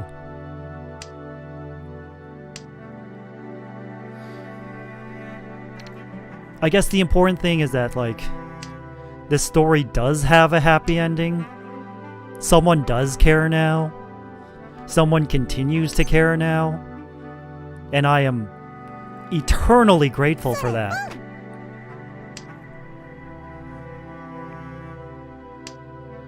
But it just makes me terrified to think of the prospect of, like, what would have happened if I wasn't in the wrong place at the right time. If things didn't just perfectly align on that fateful night. I just shudder at that thought. That's not something I like to dwell on for too long. Reach.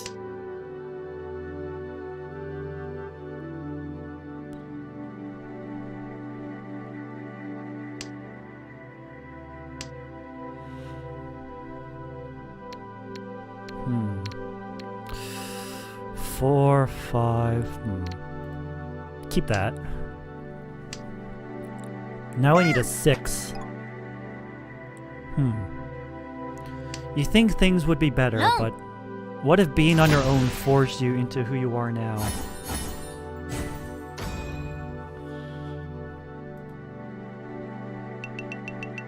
I think there's some truth to that. But I also think it's like, it shouldn't have to be that way.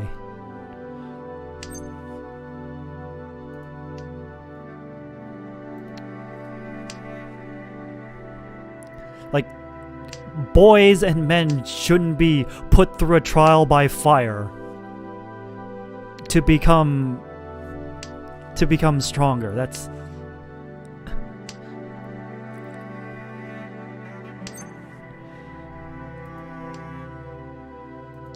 like, we admire the men who do make it through that trial, but we often forget about the men who don't make it through.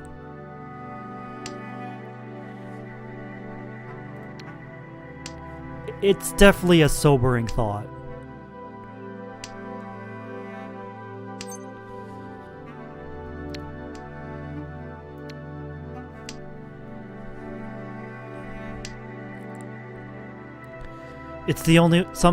Maybe it's the only way someone can truly become a hero. Reach desu. That just makes me think of, like, my favorite Kamen Rider, and how his story is like, no, not his story, his mindset is very similar to that. And I've seen where that road goes down. I see where that road ends, and well, it makes me worried.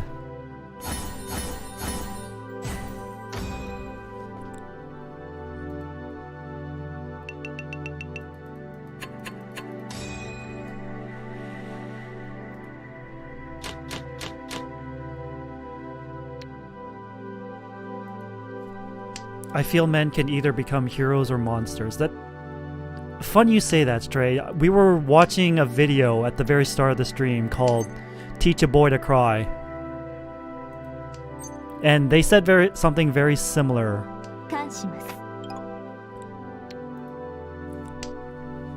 to what you just said. Like, a boy becomes either a man or a monster.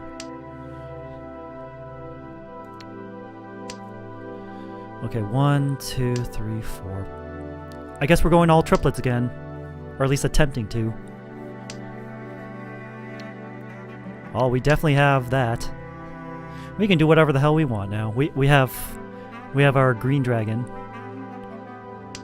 Hopefully we get a west and an 8 of bamboos.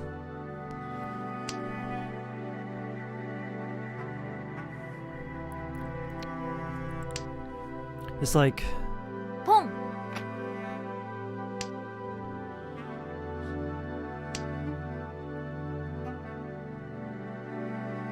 like that's another reason why like I did this whole Movember Marathon thing. Like the main reason was to like raise awareness for like men's mental health and the struggles they go through.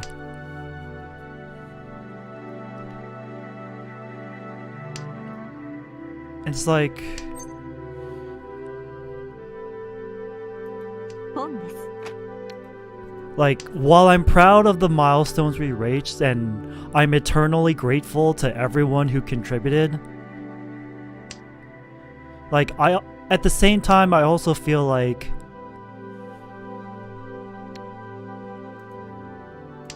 how do I say this? I feel like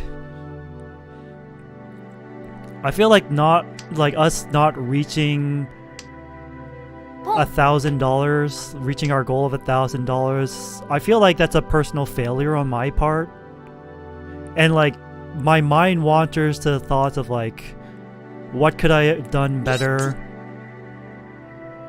What was I not entertaining enough? What did I not sell myself hard enough? Did I not make enough of an effort?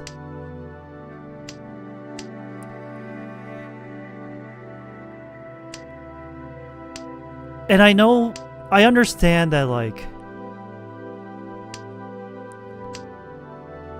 being able to raise over $600 for a noble cause like this is nothing to dismiss. ロン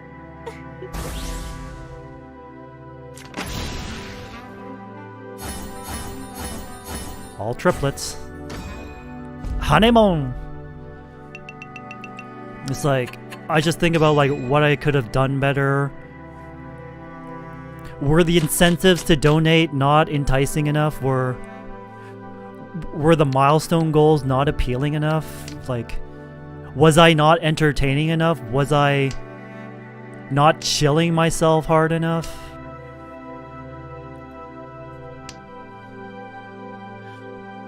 It's because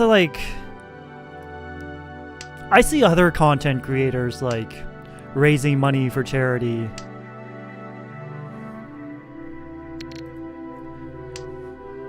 And some of them are like able to reach like 1,000 plus in like a day or even 2 hours.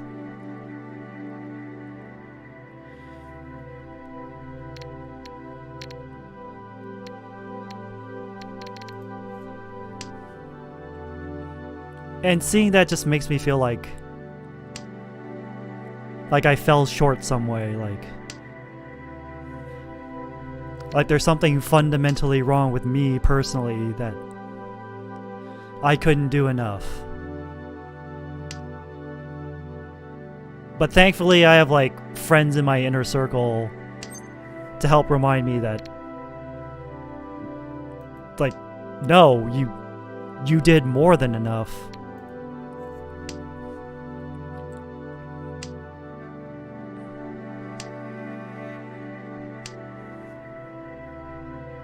Like, you did something, and that's already more than most other people.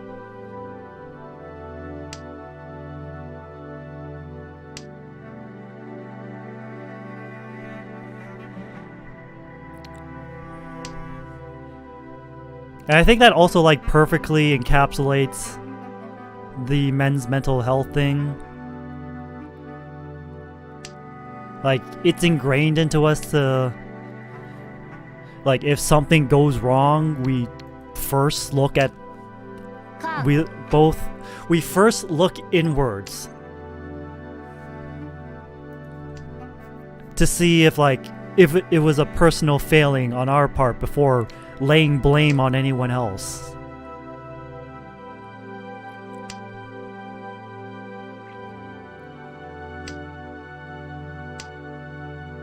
Pom.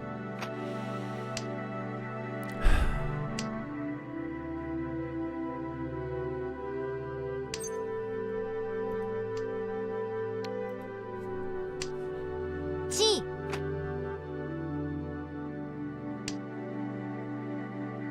I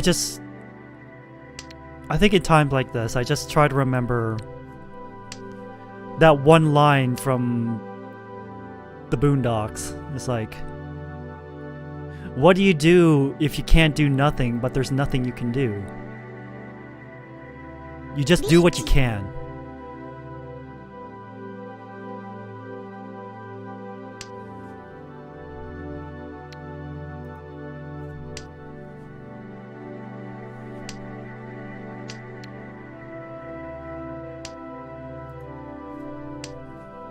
I think I just need to remind myself of that more often.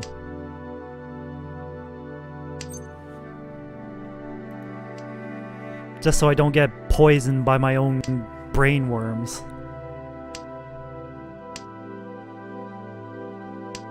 It helps to keep me grounded. Huh. Lychee. Oh shit. Oh shit. No, do not reachy. Do not reachy. Wow. This is bad. Hello? Well, I was winning anyway, so.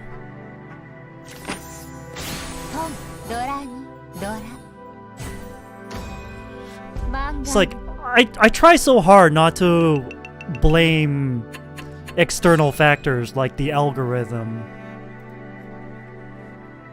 Like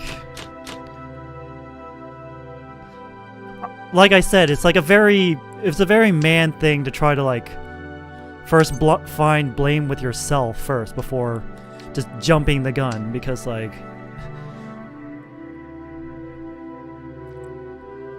I think social media is also to blame for this kind of thinking. It's like it's like all those like garbage takes of like, oh, you can't just blame the algorithm or anything. You got to put the work in. Like, you got to work on yourself.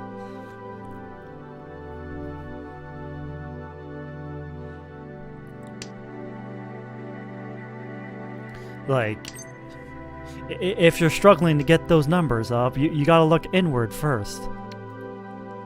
It's like, that's what I've been doing for these past years.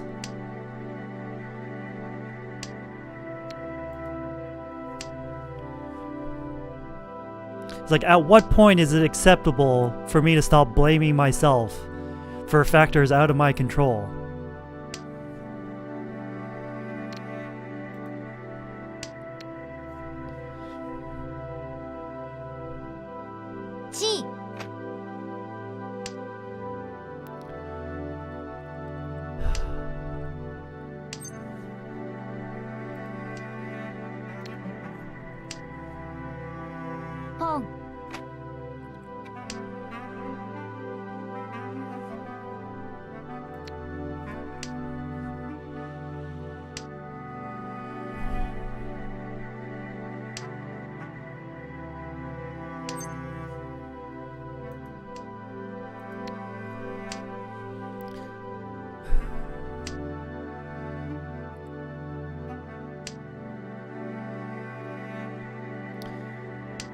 And when I looked inward, what did I find?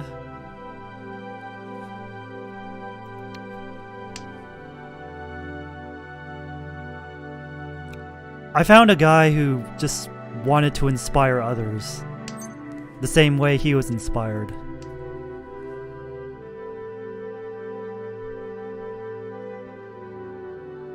A guy who got a little nudge in the right direction. A guy who just wanted to pass that forward.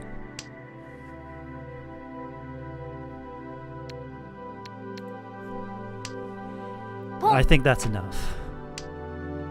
I think that's good enough.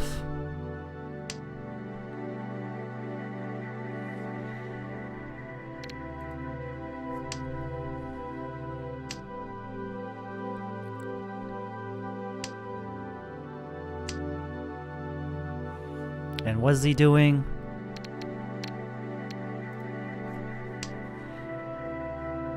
Originally, he was telling his lore. Kind of the path he took to becoming a hero and the struggles he faced in doing so. And he needs to get back to that.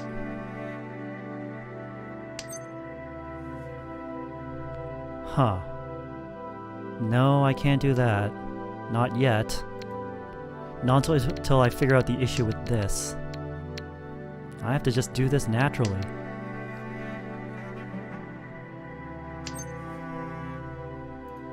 Which is why after Movember Marathon is over, I'm definitely going to be taking a break.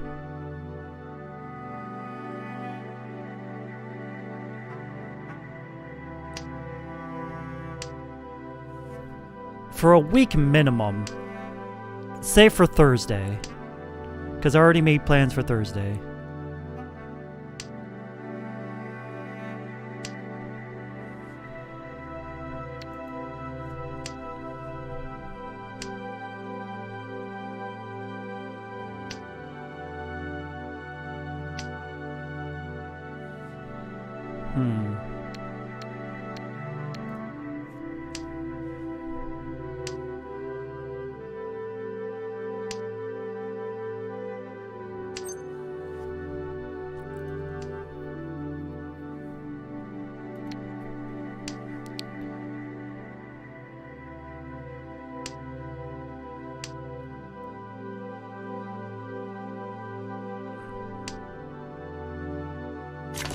Shit. Oh well. I guess that's it. Stray, I'm glad you asked those questions. Because it makes me rethink. What is the external conflict and the internal conflict that the lore will be exploring? The external one is easy. It's the monsters that plague our city. Like, the literal monsters.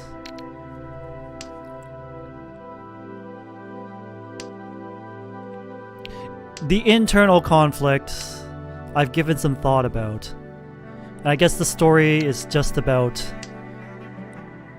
me learning to trust other people again. Learning to be able to depend on other people again.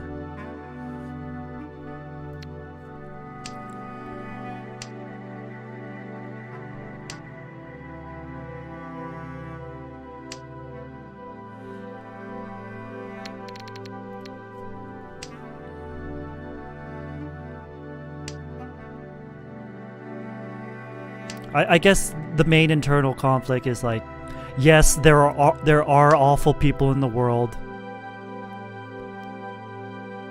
Those people will hurt you first chance they get. But there are also people who will like stand beside you through thick and thin.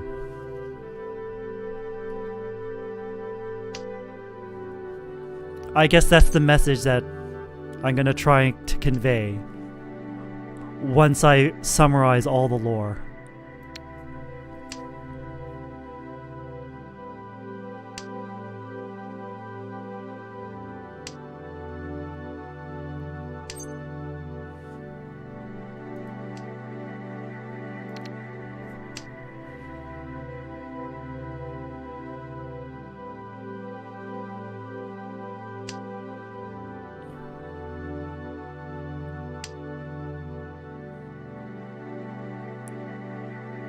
That's kind of the main reason why I don't call myself a common writer.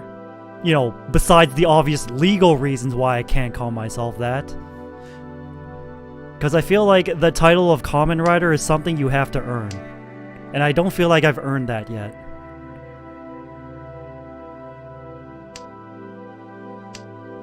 I don't know if I'll ever earn that. Not gonna stop me from trying, though.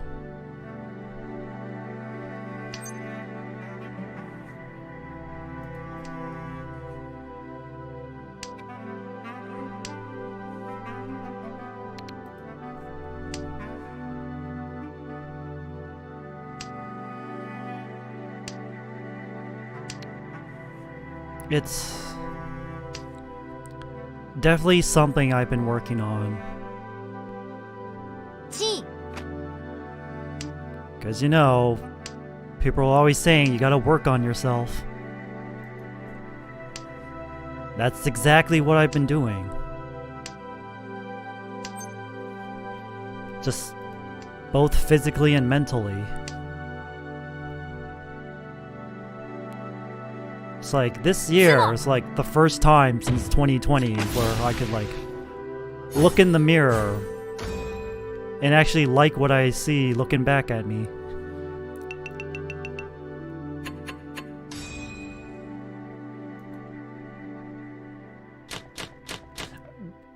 Are we just never ending? Oh my god, it's because East keeps winning. Is that why we're stuck in this loop? I think it's why we're stuck in this loop.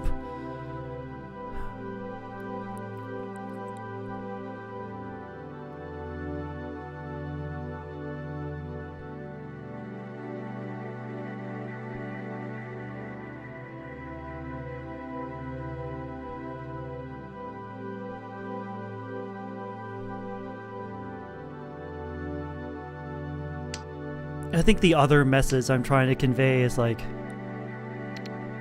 no matter how much life beats you down, no matter how much it works against you, you can always find the strength to stand back up.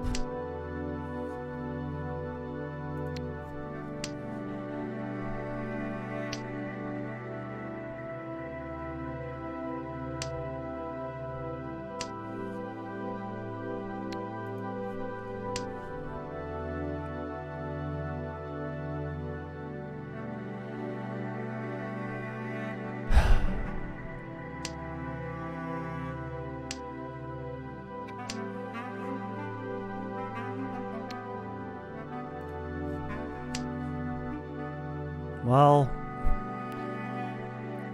at least this stream has helped me reorganize my thoughts a little bit.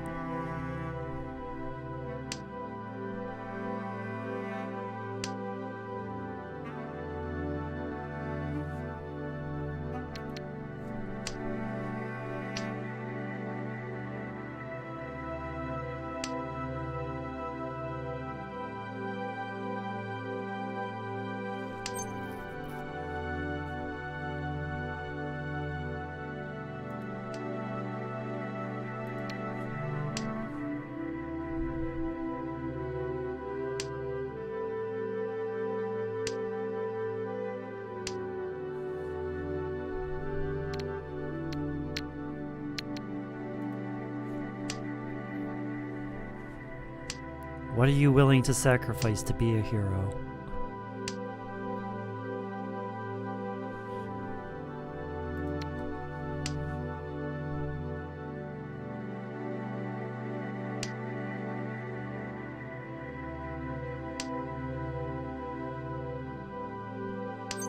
Sometimes that calls for sacrificing being a human. But sacrificing being a human is not the same as sacrificing your humanity. I consider those to be two different things.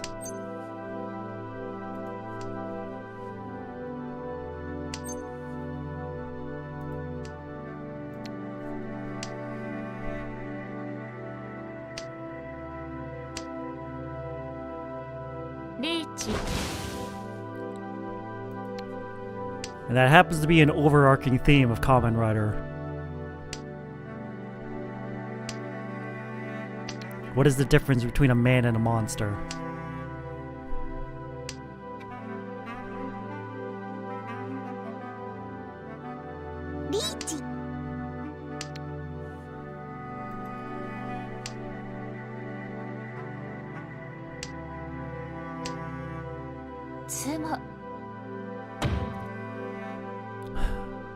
It's finally over.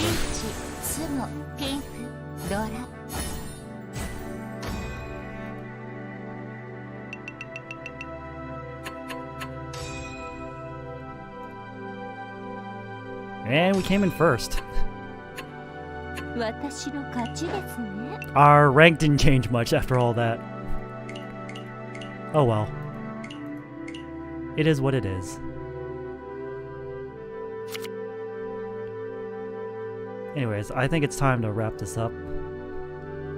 Let's see who we can raid.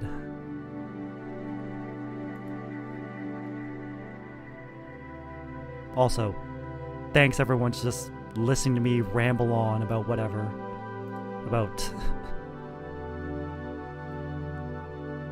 About the issues that men face on a day-to-day basis.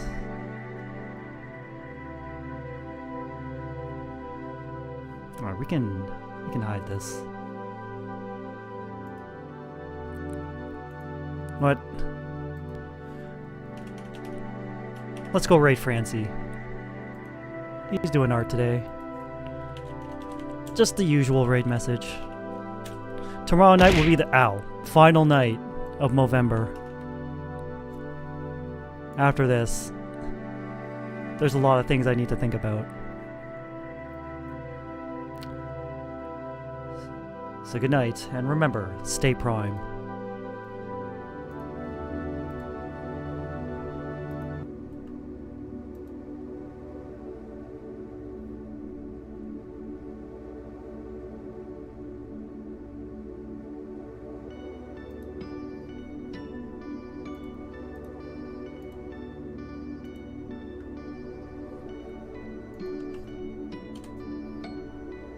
They're pretty guffed up in the brain.